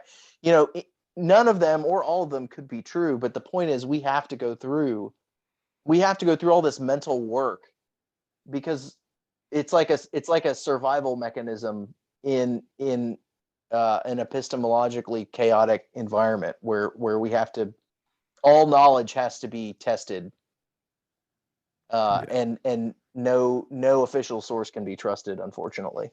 Yeah, well, I think that's the idea behind discernment that we get from God is, Yeah. shove all the information in there and whatever isn't true will fall away. You can look at all these scary things like witchcraft and Mhm. aliens and stuff like that and have that get shaved off of you whatever isn't real and it's not going to stick to you no matter, you just Yeah. have to be able to use your discernment. Now you've had some very interesting paranormal experiences, and I have to hear about this thing of you levitating. What is this story? Oh, it's funny because I don't consider myself like a person that has a lot of paranormal experiences, but Sumo's always like ragging on me about that. You've That had I have quite a all the few. paranormal. But that was an interesting one. So I was young. I was probably 10 years old, and well, I'll tell the beginning at the end. So what the actual event happened, I woke up in my bed and I was hovering about 2 feet off the bed face down, looking down at my Whoa. bed, just like in a laying on my stomach sort of position, but hanging in the air. And then I started floating through the room and down the hall. And this was like in the morning, normal Did time you I would see wake your up. body? No, this was not an out of body experience. I was in body. Oh my goodness. I was just floating down the hall. It was the weirdest thing. And nobody else we lived in an apartment at the time and nobody else was awake. And I floated down the hall. This whole thing probably took about 15 to 20 seconds. And then as I got to the end of the hall, I was dropped, I guess you'd say. Gravity took over and I went straight to the floor. And then I just stood up and I thought, man, that was really weird. And and I got up and I made a bowl of cereal and I sat down at the breakfast table by myself and I ate my cereal. And it's one of those things, like I don't remember a lot of my childhood because I have memory problems or whatever. But there's a few things that really stuck with me over the years. And that experience, I can still see it like it just happened. And it was really weird. And we've talked about this on Maps before, is like when you have a bizarre, like a super duper crazy experience, sometimes you don't know how to react to it because you can't put it in a category rationally. Right. It's like this puzzle piece that doesn't fit. And so because you can't plug it into anything, you don't know how to react to it, and you don't even know how to talk about it, so you don't. Mm-hmm. And so it's not like my parents didn't wake up and then I said, hey, mom and dad, I just levitated. Like I didn't talk about that for 20 years, And your reaction was that was weird, instead of running like most little kids would have ran and said, Mom, I was just floating. I was flying. Right. It's like it was so strange. It was so uncategorizable that I couldn't even respond to it with fear. That was the weirdest thing about it is like there was no automatic response to it. Do you ever think about like maybe you were being carried by something? Oh, I don't know, man. Oh, I was going to tell the beginning at the end. So I will say this is that the night before I was flipping through our encyclopedias and I read the whole section on witchcraft and witches. Oh shit. You were definitely being carried by something, my friend. And I remember going to bed with just a bad feeling, Yeah. Just a bad feeling about it. But I slept fine and I woke up the next day and then I was levitating, but even then I didn't feel afraid. Like I didn't feel this evil presence or whatever. Like I never felt in danger at any point. And so it's like if there was some sort of an evil force at work, the Lord was protecting me from it. So he was protecting me from it so completely that I didn't even feel any fear as it was happening. Did you put your hands out to brace yourself? I landed with like my hands beside my face. I wasn't really able to catch myself. I pretty much just like belly flopped into the carpet. Were you like aware that you just were stopping then? Like how did it happen when you were just floating? Were you just like not thinking I was aware and of just the whole observing? Thing. No, I I guess I was a little out of it because I had just woken up, and I was just trying to figure out what's going on. And then when I landed, I was like, okay, I was just in the air and I just floated down the hallway. And you just, like, a kid is just going to sort of try to figure out what just happened. And I guess that's the only way I can say that I reacted to it. Wow, that's super interesting. And you also have, you're going to say something? Well, I have that experience wasn't out of body, but I have had an out of body experience. All right, yeah. Why don't also. you get into that? Yeah, so this was like I guess would be categorized as a near death experience. So when I was 14 years old. So you were 10, you said, the first one, right? Yeah, yeah. This was 10 was first one. Second one, this was like 14 or 15. I was at a summer camp in Georgia, and we went to this place called Tallulah Gorge, where the river, at least at the time, I don't know if they fixed this. I would hope that they fixed it, but at the time, part of the river and down in the gorge would run underneath this big flat rock. And so underneath the rock, there was this sort of open space and the water was flowing through. And the kids, you could sort of just jump into the water at the top end of it, and the current would shoot you through under the rock and shoot you at the other end. And all the kids were doing this, and it's really like unsafe. It's really a drowning hazard. But we were all doing it, and I was, gonna showboat a little bit. So I decided I'm gonna go in head first, and I'm gonna like swim around under there. But of course it's dark under there, and I got lost. And the current was actually really strong, and it turns out that the water was flowing out from under there in two different spots. So one was the large spot where you would just shoot through naturally if you just held still. But then there was another spot where the water would shoot through that was too small for me to fit through. And I ended up pinned against this thing. Oh, wow. Under the water, and there's no air under here. Like, it's just water straight up to the rock. And so I realized where I am. I can't. It's only a few feet deep. Okay. But the problem is that the water is rushing through so fast. Right. And I'm like pinned in this spot, and I can't get out of it. Right. And so no I'm one gonna can hear you do anything drown. because the water is rushing out. Yeah. Okay. The water's rushing out. Everybody else is up on top waiting for you to pop out the other side. Okay. So at least there were people there waiting. There were people. There were the kids around, just sort of waiting and watching, and everybody swimming and playing. But I was pinned under this rock, and I remember being under there and thinking, I can't get out of here. There's no way to swim against this current. I mean, it's fast. So somehow I would have had to like gotten back into the correct current and ended up, but I couldn't move. I was pinned so well. And so I remember thinking, like, I'm gonna die. Like, this is it. I'm gonna go meet Jesus now. And then all of a sudden, I was out of my body. I was in the air, probably about 15 feet above the river, looking down. And I saw on the rock, standing on the rock, like this park ranger type guy. And I saw him reach down in the entrance. So where the water was rushing in, I saw him reach down, pull his arm under there, and like grab me by the foot and like pull me out. I mean, I can't see myself. Like, I see him from above doing this, but I know what he's doing. He's like grabbing me and pulling me out back through the entrance. Did you feel it? No, I was completely out of body. I had no perception of this at all. So when you were out of body, you didn't feel it on your leg? No.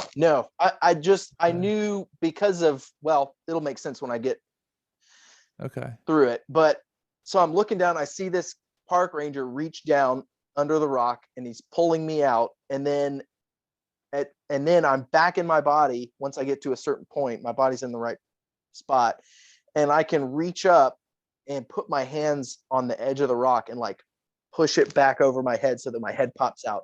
And this was, and so, if you're looking for some naturalist explanation for what happened, I would have had to swim against this powerful current in the dark, being completely disoriented backwards, feet first, because I came out of the hole feet first. But of course, from my having this out of body experience and seeing what happened, of course, when I got out there was no park ranger there. I forgot to mention that. There was no park ranger. It was just kids. Yeah. Oh, yeah, my God. It was just kids. The park ranger, I can only conclude, was an angel, who pulled me out of there. What'd you say, Mimi? My head out. No, go ahead. so I popped my head out and I look around, there's no park ranger there, and I realized, what, like, the Lord just intervened miraculously and saved my life from drowning. It was incredible. Well, Mimi has a big head shake going on over here. Are Yeah, you getting like some The whole psychic time information? he was telling the story, as soon as he said the park ranger, I was like, yeah, there was no park ranger. Like, Yeah, and then you said- exactly. I even wrote down, I'm like, he's not sure if the park ranger's real. And then you said, I'm not even sure if there really was a park ranger. Yeah, no, there was no adult there. That was all kids. Yep. Yeah, it was wild. there. It was wild. Well, that's So that. So when you were over your body, was it just all of a sudden you went from struggling to breathe to then you were just looking down at yourself? Yeah, it was instant, and all the sensation of panic of drowning was taken away. Oh wow! So when you came back into your body, was that also instant? Yes. Yeah, it wasn't like I traveled. It was like boom, boom, from Wow. place to place. And then as soon as I was able to pop my head out of the water, like all the fear and all the panic was gone. I was just like happy to be alive and thankful. It was very cool. But like up until right before I had the out of body experience, it was like pure terror. And then it was like instant from pure terror to like relief and peace. It was wild. It was a wild experience. So that's another one of those things like I'll never forget. That sort of thing happening to you. It's incredible. Yeah, that's an amazing story, and I say that obviously that is an angel that did that for you, where helped you in that time of need. That is an incredible story. So I see the astral world when I meditate, when I go to sleep. As I said, I've gone outside the firmament. I've clearly seen that, and what I see is that everything is existing as if we are there as well, but we just can't see everything else. So it's like sometimes there'll be family members, sometimes there'll be whatever, aliens, angels, whatever, are all just hanging out around us, and we just don't know it, and they'll just walk room to room with us like, all right, we got to follow them to do this, and your astral self is doing all the things, but it's like your physical self is making it all do it.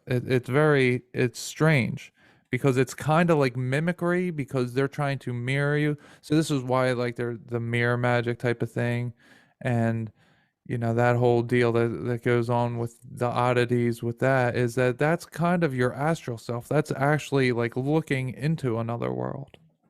Is this sort of akin to the idea of the brain as sort of an antenna to receive consciousness from the human spirit? Yeah, I guess. Yeah, I would say that. Yeah. Okay. Yeah, it just as you're saying that, I'm thinking like the idea that God and the spiritual world is always like right there with us all the time. Yeah. And that kind of that reality that we're present with God now, even though we can't perceive him. Yeah. And I'm it brings forth this. Go ahead. I'm getting the thought real quick that our pineal gland is broadcasting like free energy, like it's a free energy device, and that's why we're alive, because we're getting the electrical signals from the other world. But go ahead with what you were saying. I guess it's what we're talking about sort of reflects this idea that like the Lord is always with us, and that's a scriptural concept. Like the spiritual realm where Christ is reigning isn't this far off place. It's like it's here, it's on the earth now, and Christ is the Lord of Lords on the earth and heaven, right? And those under his reign, those two things are one. And like there's no part of existence that is absent from the reign of Christ. And so like everything that we can perceive and what we can't perceive is all united under that, right? And it just kind of made me think of what you were saying, just sort of made me think of that. Well, that's a good interpretation. I like what you said in one episode, that we're all a choir, or we're all a chorus. And if you have the entire chorus mixed up or maybe a band, a band choir. And if you have everything mixed up and you have it playing, it's not going to sound as good as if you separate them all and have them all in their own little divisions, their own little sections. And then as they sing as an entirety, it will be so beautiful rather than having everything mixed up to where then it's kind of like ugly and it's kind of missing. That was a great idea that you presented.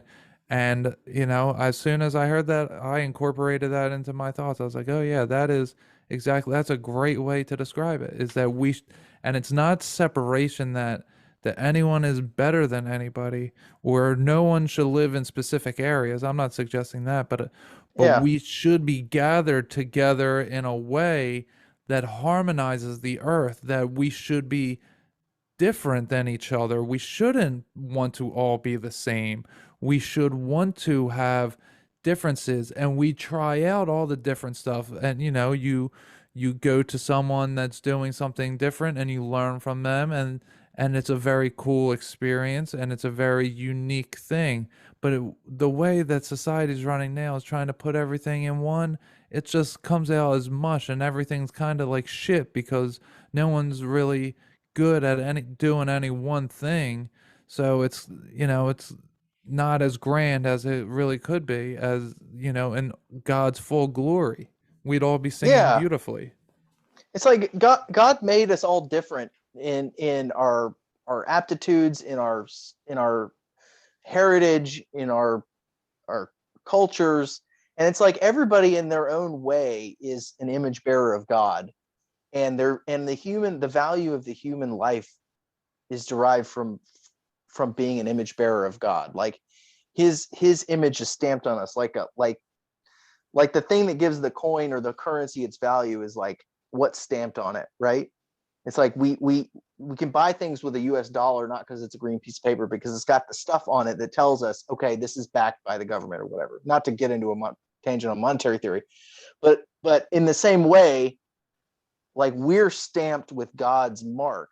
And so that's what gives us value. And so we don't have to be all the same in other ways.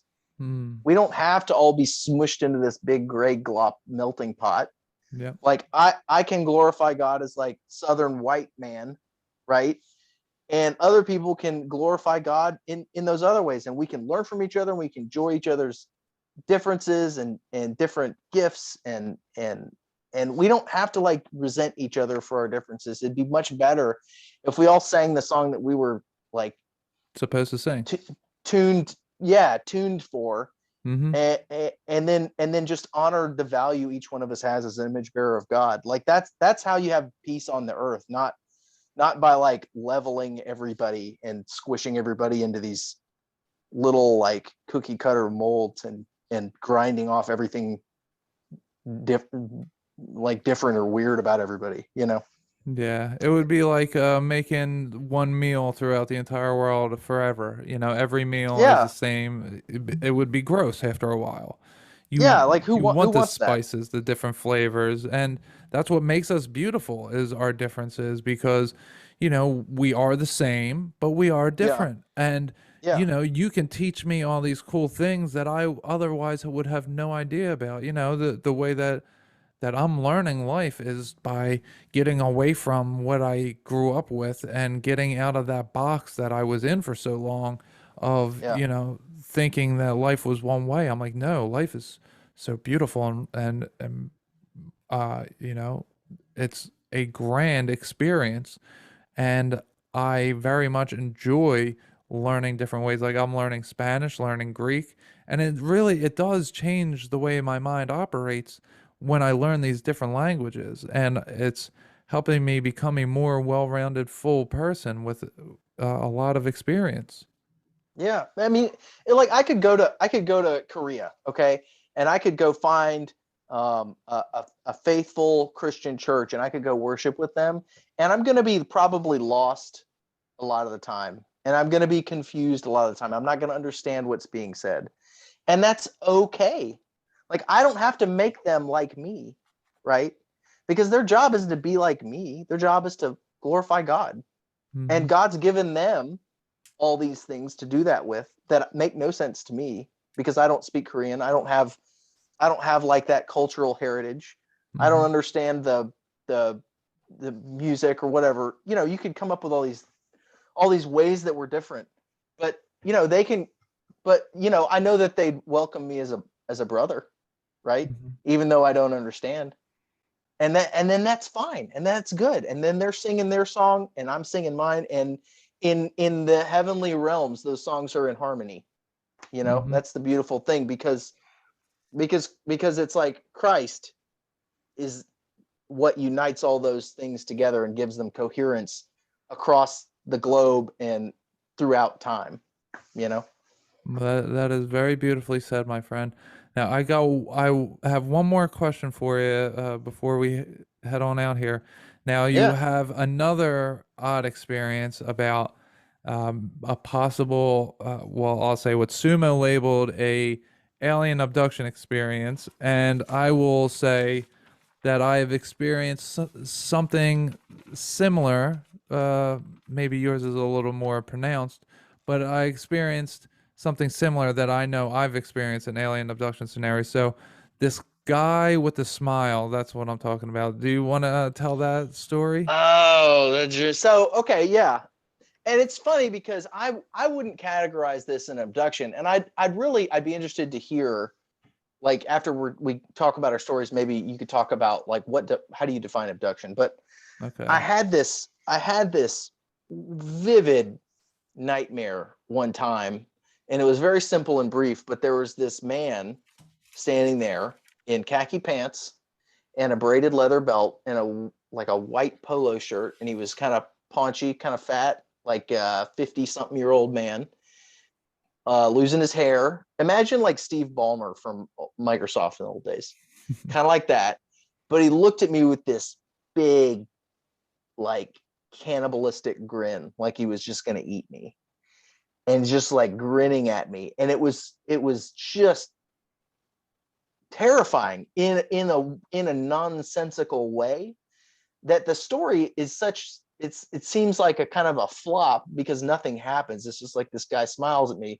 But the thing about it that was so profound was the menace and the evil and the hatred in this guy's face and his disgusting smile.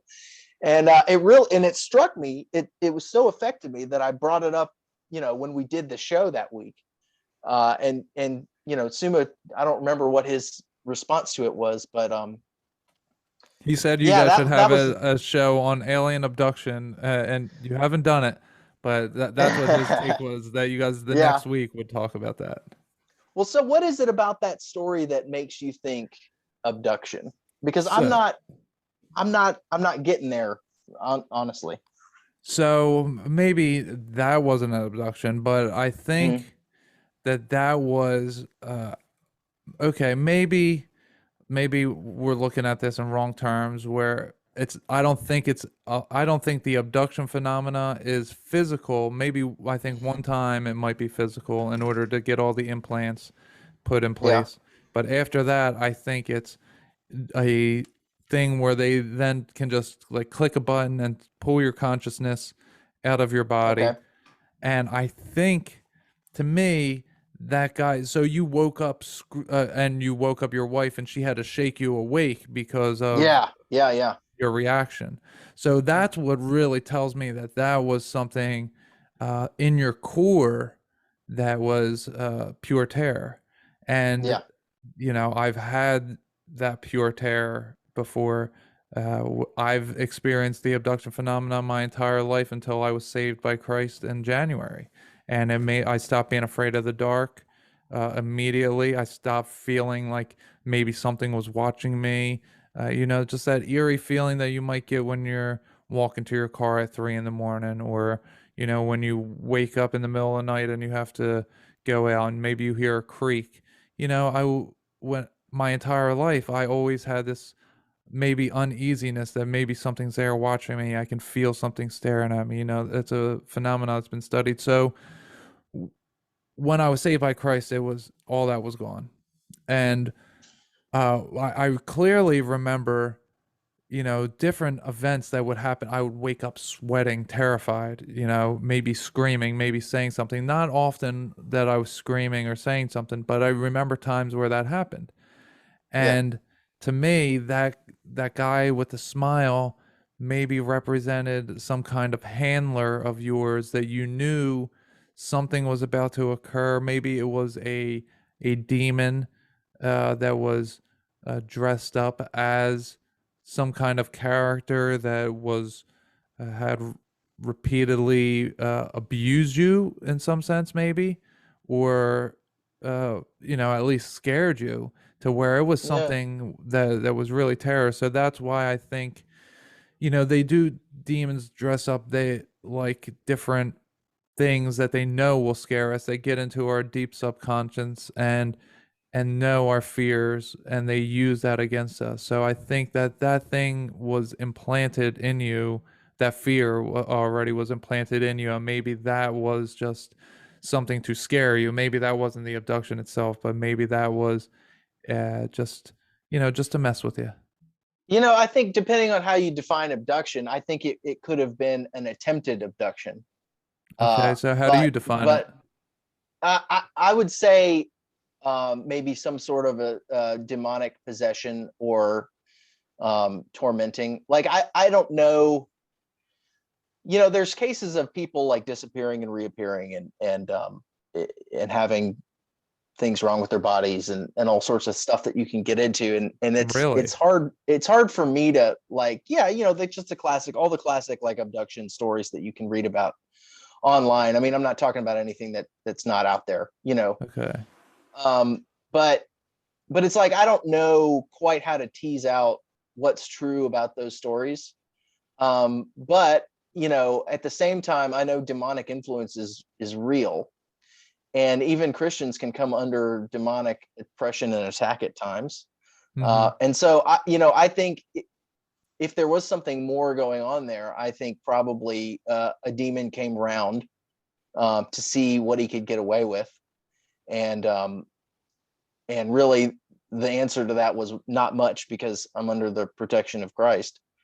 And so, what would have become maybe some sort of a possession or abduction event or some sort of a, and I don't know, like, what are the physical limitations of a demon as far as what they can do to somebody? Can they move somebody around? Can they pop them place to place? Can they do things to them physically? Like, what do something carried you when you were 10, so I would say something that some things can do that. Well, I don't know if that was a product of my own mind, also. What if the human mind is capable of certain things at times? Like when you hear stories about like a woman lifting a car off her trapped child, and people say like, oh, she had a surge of adrenaline and it gave her like super muscles. I don't believe that for a second. I don't think that my wife, her body would snap in half before she got that car off the ground. Like the bone structure, the strength of the physical structure is not there, not capable of producing that much leverage without breaking. Then how do you hear these stories of women like lifting up cars and doing these amazing strengths to save their children? The spiritual chi power. energy, chi energy, spiritual power. However you want to like categorize it, but it's like maybe there are things that human beings are capable of in extraordinary moments that ordinarily we don't have access to, like levitation or like flipping a car over or whatever.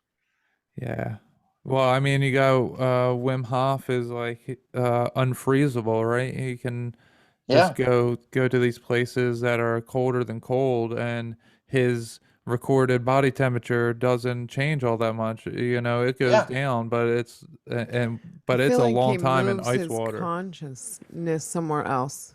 That's what I feel like he does, sort of. So I've been kind of practicing it, and what it is we all have, of an aura. We all have this auric energy field around us, and you can manipulate things around you. So the way that I like to practice this is when I'm driving. I'll give this one away for free, everybody. So when you're driving, like, you center yourself and then you push you just kind of force the arc field outwards and spread it apart, and then you'll see that the cars in front of you will start changing lanes.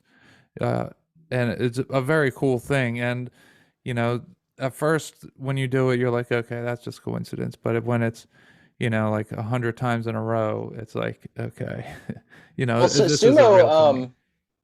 Sumo would tell you that he pushed the tide back one time at the ocean. I heard that. And the thing about doing that is exactly as he's described in that video, is the implications, or that episode, the implications of what that means. When you can do something like that. That is really why some people think that they're God, because they do something like that. Like, I can affect the weather around me. I can't make the clouds go away. I can't bring clouds in, but at certain times, if I if I tug on my spiritual energy, my spiritual chi on top of my head, if I pull it down and the conditions are right, I can make it start to rain a little bit.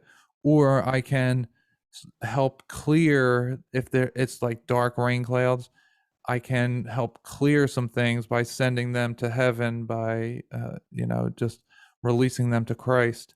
And then it'll part ways just a little bit. It's nothing too dramatic, but when you have these types of oddities happen, or like you made yourself fly, when we have these little weird things, that's why people start to idolize themselves.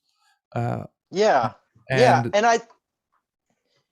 I think it's like there's something really important here with all these different experiences that people have, because like I can tell people about my experiences and they think I'm nuts, right? And I'm sure you have a lot of the same experiences. People are going to think you nuts if you tell them about projecting your auric field or whatever. Right. But the point is, it's like there's an important principle. We have to dismantle this idea that the world is like purely physical and rational, and that there's no woo-woo stuff in it. And that's especially important for Christians, because God's word is full of woo-woo stuff, and that we have to incorporate that into our worldview completely.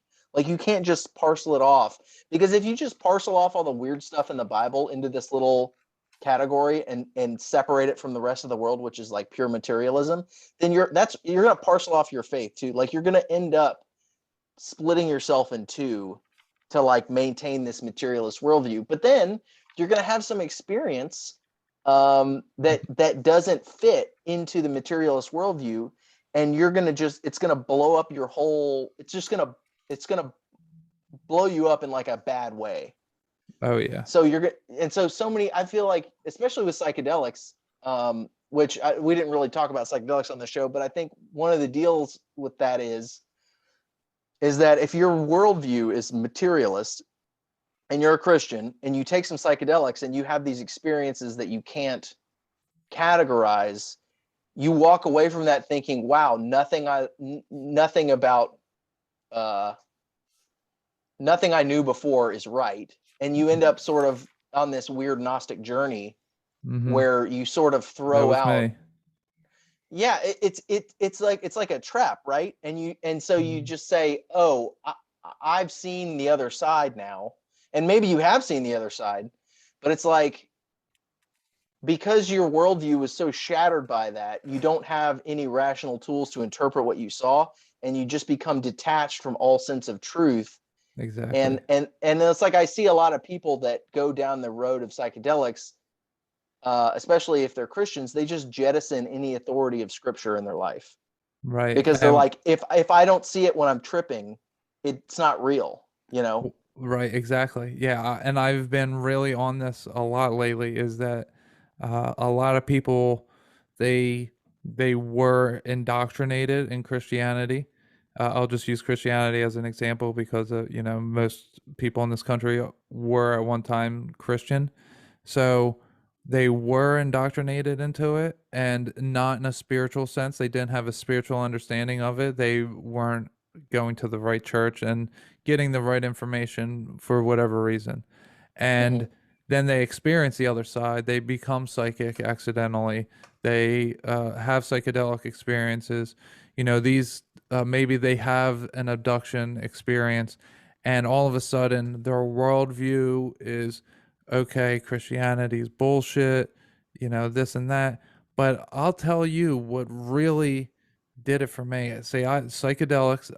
So when I grew up, I don't think I've ever been to church mass. I don't think one time in my life, other than maybe when my daughter she got baptized. I think that was the only time I was in a full church service. So when I was growing up, I went to Sunday school for a few years, some weeks of the month, or I mean, some weeks of the year, not many years. I didn't have any understanding of any kind of concept of God or Jesus. I was neutral towards Jesus. Then I rebelled against God. So when I had my psychedelic experience, what I started experiencing was biblical type of things. And now, having some understanding of the book of Revelation and the beast of Revelation, by the time I had the experience where I came upon the beast with 7 heads and 10 horns, and it first had the mouth of a lion. Then I saw, when it stopped roaring at me, it closed its mouth. I saw that it was a mustached dragon, Chinese dragon, that each one of the heads was that. And it was red, outlined in red, as we were saying earlier, when you saw the park ranger. When you were out of your body, did you notice how it was kind of like everything was more outlined and see-through? And no, it didn't look like that for me. For me, everything looked like completely normal.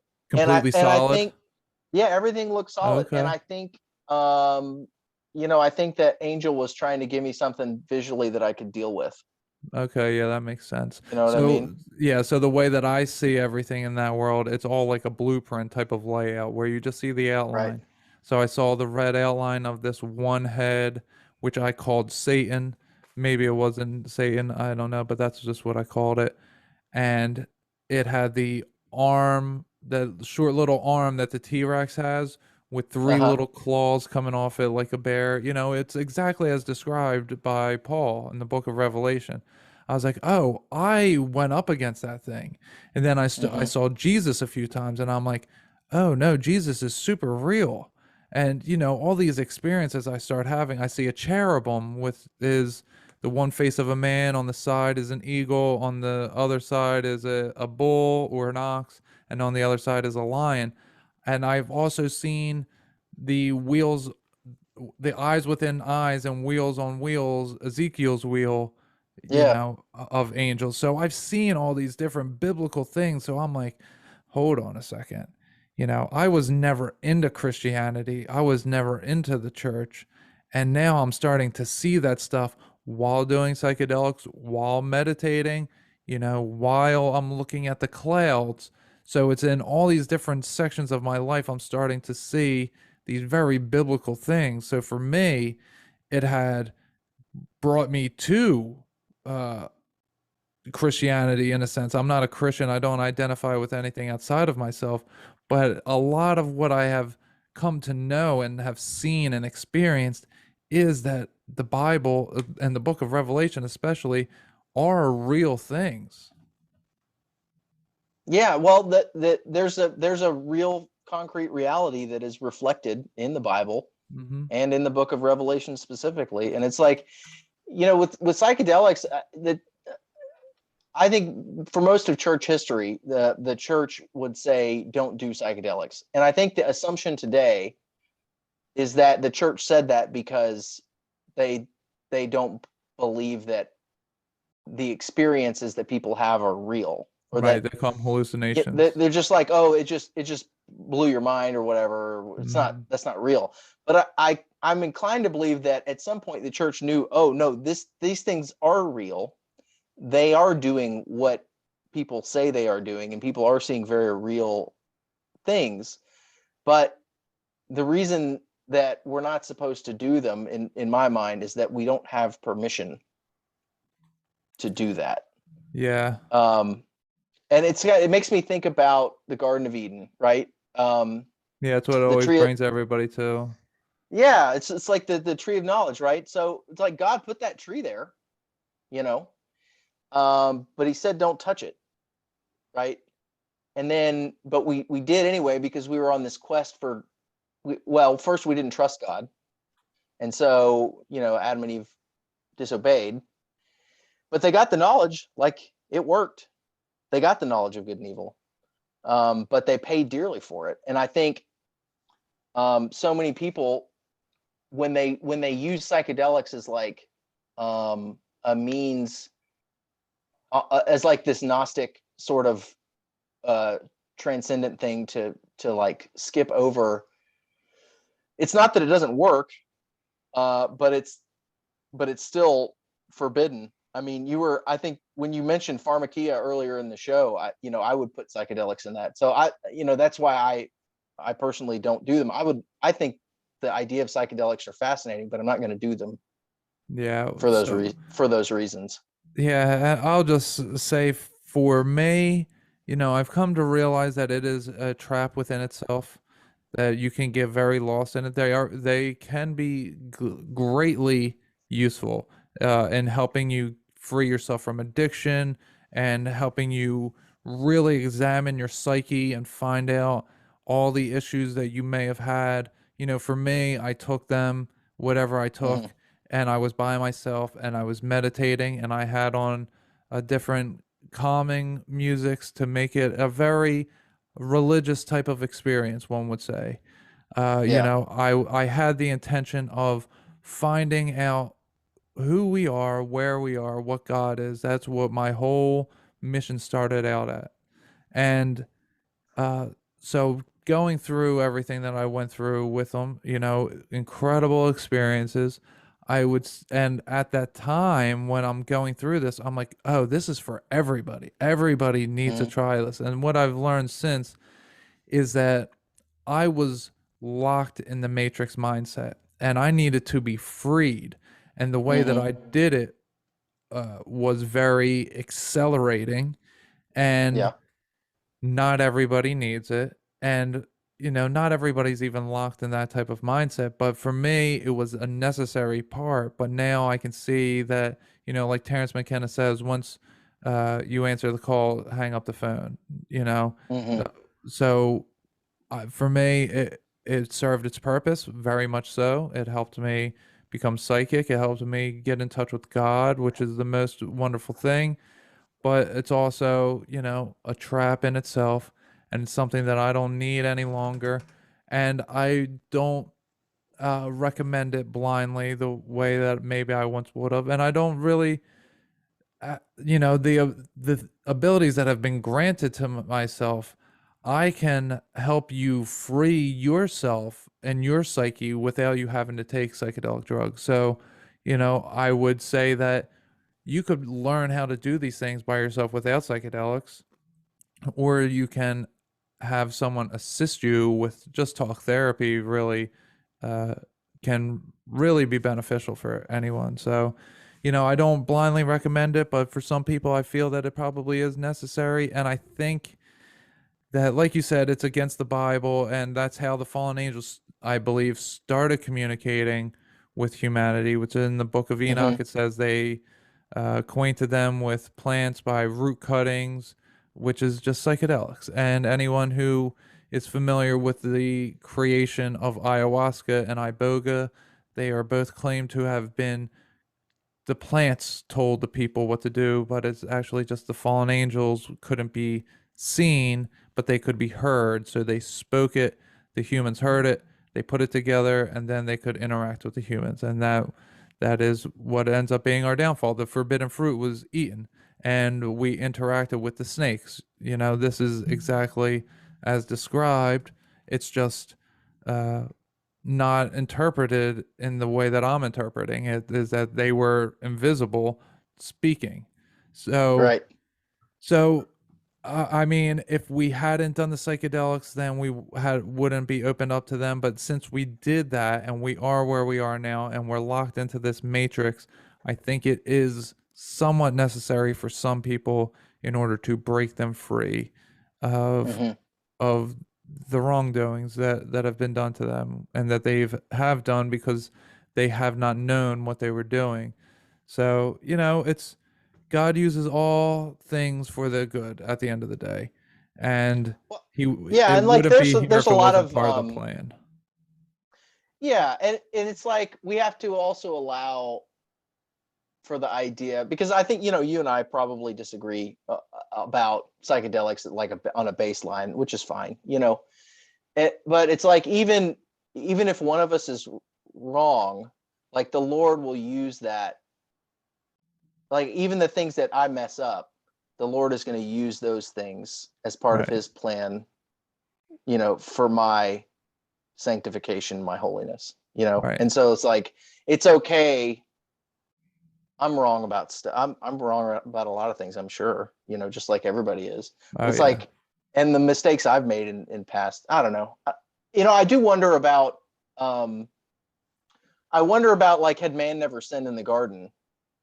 It's an interesting thought experiment to wonder if we would have eventually been given permission to eat from the tree of the knowledge of good and evil. Well, it does say that at the end judgment that we will be able to eat from the fruit of the good and evil, as well, or the fruit of knowledge and the fruit of, I guess, eternal life. I forget exactly. Well, But I know the there's, tree of life, eating from the tree of life is mentioned there, but I don't, I'd have to go and look and see well, if I the think it's tree in the of, book of Enoch. I think it says okay. that. I might be mistaken though. But, you know, I'm inclined to think that we would have been granted permission. It's like, when you can handle it, you'll be given it in God's timing. And I think part of the thing was like, we didn't trust God and wait. Exactly. We didn't grow but our then I discernment. wonder, yeah, but then I wonder in glory, what things that are off limits to us now will be granted, you know, like maybe psychedelics will be okay, or maybe we'll have access to those capacities by other means in glory that we don't have, that we have to kind of like peek at them with psychedelics because we don't have any other access to them now. You know what I mean? Right. Yeah, and what it does, it takes away our ability to grow our discernment, and what that does is then it opens us up to the idea of, oh, this is duality. This is duality is a thing that needs to exist, and we come up with these false assumptions because we have the higher perspective without understanding the small things. Like when you take the small thought of when a baby's first born and it has no experience, that first experience it has, it knows what experience it's having, and it didn't need the opposite in order to experience it. You know, a baby gets its Yeah. butt smacked, it starts crying because it's hurt, because this isn't a dualistic world. You don't need to know the opposite. You know, you don't need to be in an abusive relationship to know that that shouldn't be happening. And there is Yeah. good and evil. And so when people are taking psychedelics, they come up to the conclusion that there's no good and bad. It's all perspective, and that Right. this is a dualistic world and everything has to happen. But then when you think of something so simple, you're like, no, that's not right, and I didn't need to take psychedelics to prove you wrong. And I was of that thinking for a while, because again, I didn't grow my discernment through God. I thought that I knew better and that I could find out for myself by eating this forbidden fruit. You know, it's the exact Yeah. sin. I thought that I could determine right and wrong, that I could be God. And then it turns out, nope, no, I wasn't very good at making decisions, which is why I ended up in prison as a drug addict, overweight, smoking cigarettes, you know, just all those things. Your example about the baby doesn't need to know evil to know love is the most beautiful refutation of like necessary dualism of the universe. You know what I mean? It's like this whole, and if you look throughout human history, like at the French Revolution and the Enlightenment and all these people that, and Hegel and these guys that were really into dualism and dialectic and all this stuff, they were really evil guys, and evil fruit grows on those trees. Exactly. You know, and it's like you can just look at history and see that where that road takes you when you think that evil is necessary for good. It's really a weird the way all that goes down. Yes. But Yeah, your baby example is just really nice. Yeah, and that's why they wage war against Jesus, because Jesus was as much love and light as all the dualistic people before him, which are Buddha, Krishna, Mithra, all these different beings that were kind of Christ-like, but they believed in duality. They thought that, if you just go to a temple and you meditate and you do the things that make you raise your own vibration, that you're offsetting all the evil that's happening. Whereas Jesus was Right. like, no, I'm going to do all those things. And then when I come in contact, because I'm going to live in the world, because I am a human and I have a responsibility to be in the world, even though I'm not of it, I'm in the world, and I have a responsibility to the other beings in the world. And if I have the opportunity to stop something evil or wrong from happening with the discernment that God has granted me through my conscience, this is what we all have. And when you if you were to see a child being kidnapped or abducted or assaulted by an adult, anyone out there listening, I'm hoping, would actually stop that from happening. And if you were to stop that from happening, then you don't believe in a dualistic world and you do believe in good and evil. And it's very simple concepts like that we lose sight of when we try to become our own God and make our own determination of good and evil, right and wrong, that type of thinking. So I don't think that we actually disagree with our take on psychedelics. It's just that I came about it in a much different way, whereas Yeah. you grew up in the church, or you had spiritual information given to you, and so you didn't need to go that route. Whereas I was someone who was like, oh, I push this button does this, and that's all Yeah. life is, So I think it was just our perceptions were different, but I think that we have a pretty similar understanding now. Yeah, maybe we do. While you were talking about your story, and you were talking about like all the fearful, harmful, experiences, the danger, the spiritual danger, and then that Christ just took all that away from you. It's like, a guy like me who grew up in the church and was a Christian from a young age, it's like we can almost get sort of a cliche feeling about hearing about the freedom that is found in Christ. But, to hear a guy like you tell that story and like how Christ has just totally freed you from that powerful freedom really is a concept that people need to understand. It's like, it's not like freedom, like, oh, I couldn't do what I wanted to, but now I can, I'm free, yippee. No, it's like you were like dead in sin and totally oppressed. Mhm. And like that freedom is so powerful. It's indescribable what Yep. Christ can accomplish for somebody who is without hope. Yeah. And you Or don't want oppressed, to, it's the freedom of not wanting to do those things, because Yeah. you realize that when you were doing those things, you didn't feel very good, but I Yeah. just didn't know, because I was making such bad decisions so often that Yeah. to me, it didn't feel, it didn't feel out of the norm. But once I started giving my life over to Christ, and like I was quite literally in bliss for 10 days, as the Buddhists describe it as nirvana, for 10 Yeah. days and I mean, it really freed me from everything. Like when I say I was saved by Christ, like it's a literal thing. And I know many Christians have experienced it, and not just Christians, but many people have experienced it way longer than I've been alive, and they're going to experience it probably well after I die. Unless we are all going to die at once, because this is the final tribulation, whatever. Yeah.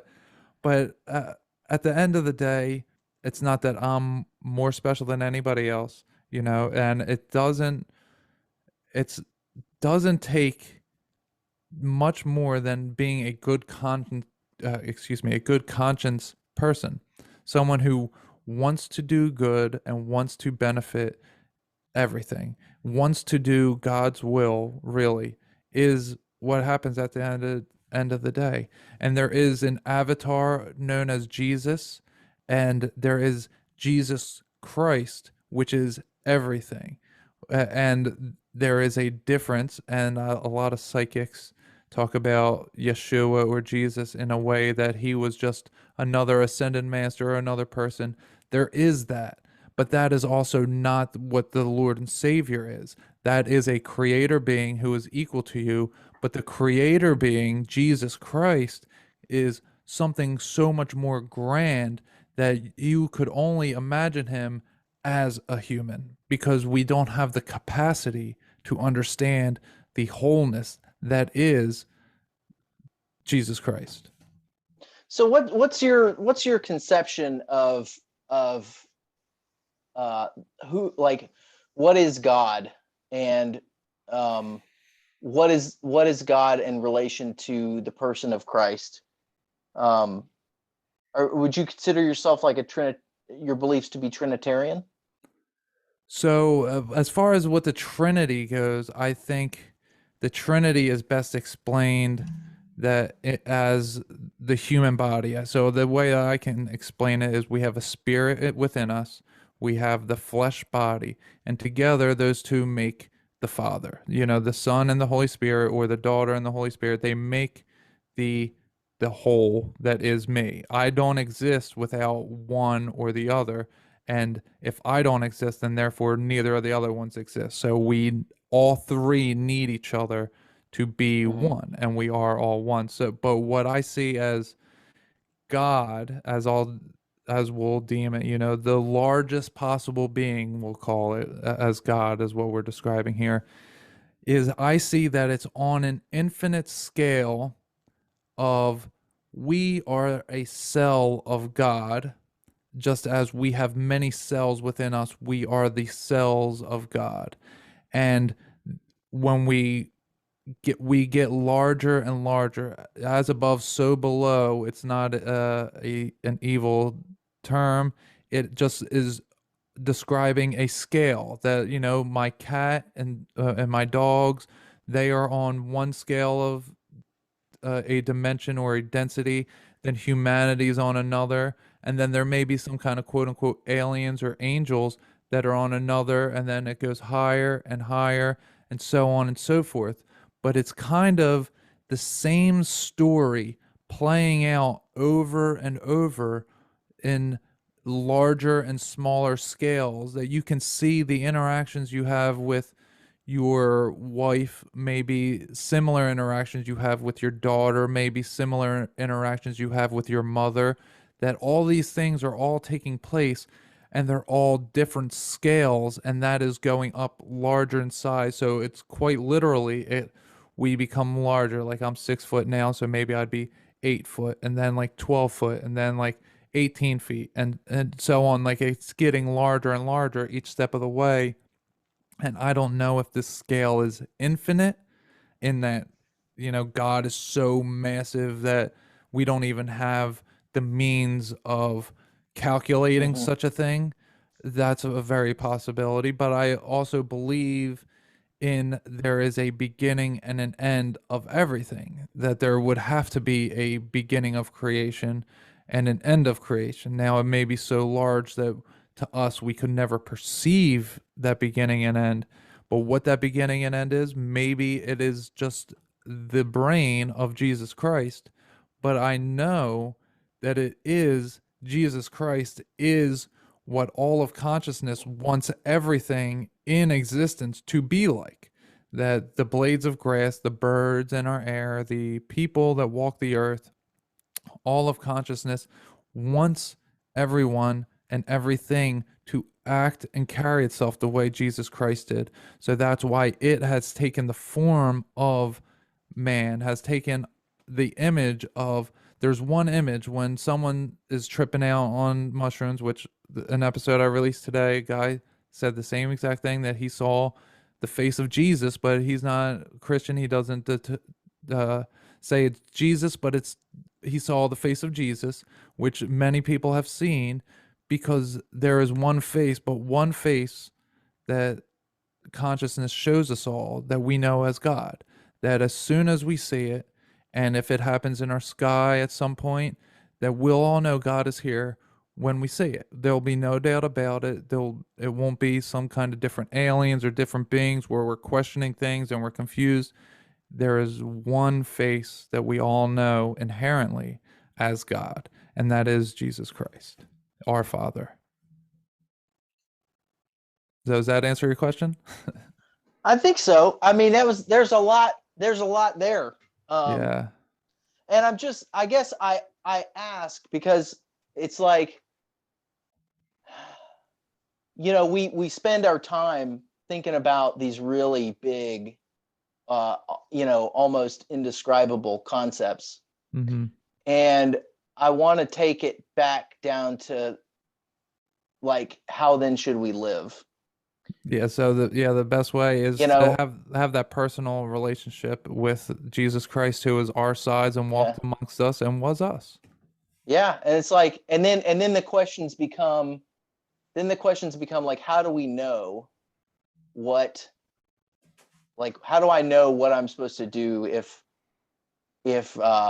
like, let's say, I have a big fight with my wife, or, my kids, like my kids say that they hate me, or, it's like the things that we deal with, like at the human scale. It's like, because God made us like physical beings, right? And we're here on this earth for a time. We've got to deal with all these real things. And it's like, I think your understanding of, or your concept of who God is and how one goes about understanding who God is and who Christ is and what has Christ done for me. The way you answer those questions then leads you to how do you go about the rest of your life, and how do you decide, or how do you figure out how to answer the big questions of your life. And so then everything starts to kind of precipitate into more concrete sort of particular questions. And, it's like, it's fun to spend all our time up in the lofty heights, but I guess, I'd encourage people, like, everybody has to answer the question, like who do you believe that Christ is, and what did he do, and why did he do it, and what does that mean, and how do you find out the truth about that? And that's when you end up like reading theology. That's when you end up finding a church that teaches God's word, because it's like there's a rich tradition of faithful theologians out there that have really worked on these questions and come up with like this vast amount of theology. And people disagree on particulars, but I guess the point is, it's like you have to bring everything back down, to really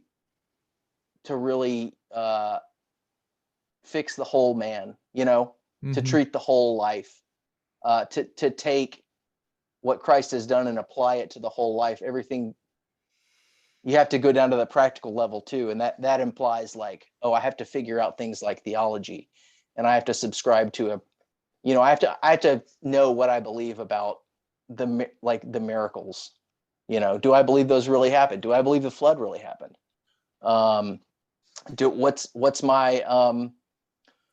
What's my view of the end of the world? Do I believe that the 1,000-year reign of Christ is over, or that hasn't begun yet? It's just like, once you start asking particular questions, then we start to precipitate down into these more granular things. And that's why a connection to the church and being in the word is so important to the Christian life. Well, it was wonderfully stated, my friend. And, the way that I answer all those questions is my bracelet. I have WWJD. What would Jesus do? When I really evaluate everything that I do, and when anyone interacts with me for any reason, I ask myself, why? Why was this person extra nice to me? Why was this person mean to me? What did I do that caused this reaction? Because if it's something I don't want to happen any longer, I try my best to not react in that way. And if it's something I want more of, then I try reacting in that way. And that's really, when I break it down to simple terms, what would Jesus do? Jesus would try to find the way to make that fight come to an end and come to an understanding so we can get along, love each other. Let's move on from that, but let's understand what you did wrong that upset me. Let's understand what I did wrong that upset you, and Yeah. let's meet in the middle. So for Yeah. me, yeah. So like you were saying, you really want to get a grasp of things. Think of God on that level, on a personal level, and develop a Right. personal relationship with him. What do I do at this point, Jesus? Talk to him as if he's there and just ask for his advice. Take your burdens off of yourself by exclaiming out loud what you don't like that's happening in your life, and Yeah. exclaim out loud what you do like that is happening in your life. It works very personal like that. Yeah, and also I think like the scriptures talk about the body of Christ is the church, is all the believers, and we're the body, right? Mm-hmm. On this earth, and Christ is inhabiting us, and we're all connected. So like you can't have, if I'm like a pinky finger in this analogy, I'm not going to be very useful, or I'm not going to, my life is going to be very sclerotic if I'm detached from the rest of the body, if I'm just like a pinky finger laying there. But if I'm like physically connected to the body of Christ, the church, and all the because that's like the power is there, right? And I know it's like in 2021 America, everybody's so skeptical of institutions, and we've had scandals, and there's like been priests and pastors like caught doing bad things, and if you look at all, like there's so much fear and apprehension about institutional Christianity, but it's like we have to be, despite all those things, because like sinful men do things, like none of us are perfect still, and people fail, but it's like we still have to be a part of the body of Christ. And there's so much power there. I really encourage, because I think there's a lot of people out there, and maybe some in your audience, that are like, I want to know Christ better, but I don't know how. I'm not getting anywhere on my own, right? The way to do it is to get connected to the body of Christ, which is the church, and like just finding a church that faithfully preaches the word and loves the people, and proclaims the gospel to everyone. Like start there. There's so much power there for you in being a part of the body. I don't know. It just really, really struck me while we were talking. Yeah, no, that's a great way to, a great send off for our audience. Get in touch if you don't know how, go to a church and try to find out how they get in touch, and what's all this big deal that's going on here. Yeah, shoot me an email. I'll help you find a church. Yeah, do you want to give out your email address? Yeah, no, anytime. smkstck at protonmail.ch. All right, there you have it, folks. And also, do you want to give out your website? Yeah, the website for the show is mapsoc.org, mapsoc.org. You can see all the notes from the shows on there, and you can there's a contact form there too. You can get a hold of us that way. But we love talking to listeners and hearing from listeners and all that stuff. So I always encourage people, if you have questions or want to talk, just reach out, for real. Yeah, that's how I first linked up with you guys. I just sent you a message from your website. Yeah. I was like, hey, it's a great show you guys got going on. I just want to reach out. So and now I've done an interview with you. I've interviewed Sumo. I've been interviewed by Sumo. It's making friendships like this, even though it's long distances and so on and so forth. It is nice to make connections with people who are like-minded, who are all over the place, and we all come in very different shapes and sizes and whatnot.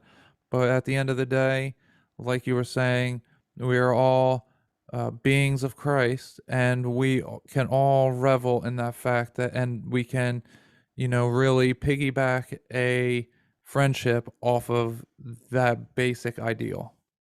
Yeah, that's as much as I gripe about how bad the internet is for everybody. I am thankful that I get to meet Right. cool guys like you and make these interesting friendships and really get to know people out there that I never would have known before. It's really neat. So I am thankful. And I'm thankful that you had me on the show, man. It's really been fun talking to y'all. Yes, it's been a great conversation. Final question for you. I always ask Sure. all my guests, or not, I try to ask all of my guests. I ask most of my guests, what is your number one grounding technique? What's your go-to thing to make you human, to be in the here and now? Maybe someone's having an out-of-body experience and they can't handle it, and their mind is crazy right now and they're having all these crazy thoughts, or maybe someone is realizing that the government is lying to them. What is, when you have some wacky out there idea, how do you bring yourself back to living your human life? I tell you, it's not ideas that scare me. Like, the thing that really will get me afraid or frustrated or messed up is just my own sin. And so when I am Your own struggling guilt. with sin, yeah, or when I am doing or thinking or behaving in a way that I know is wrong, is not honoring to God, that I think every distress of life comes down to one's own sin. It's in some level, right? I mean, there are other factors, but like, our problem is our own sin. And so the thing that we have to do is confess it to Christ and ask his mercy, and he's there to grant it. Mm-hmm. It's like, that's why he died, was to take care of that sin for us, and we have to go to him in repentance.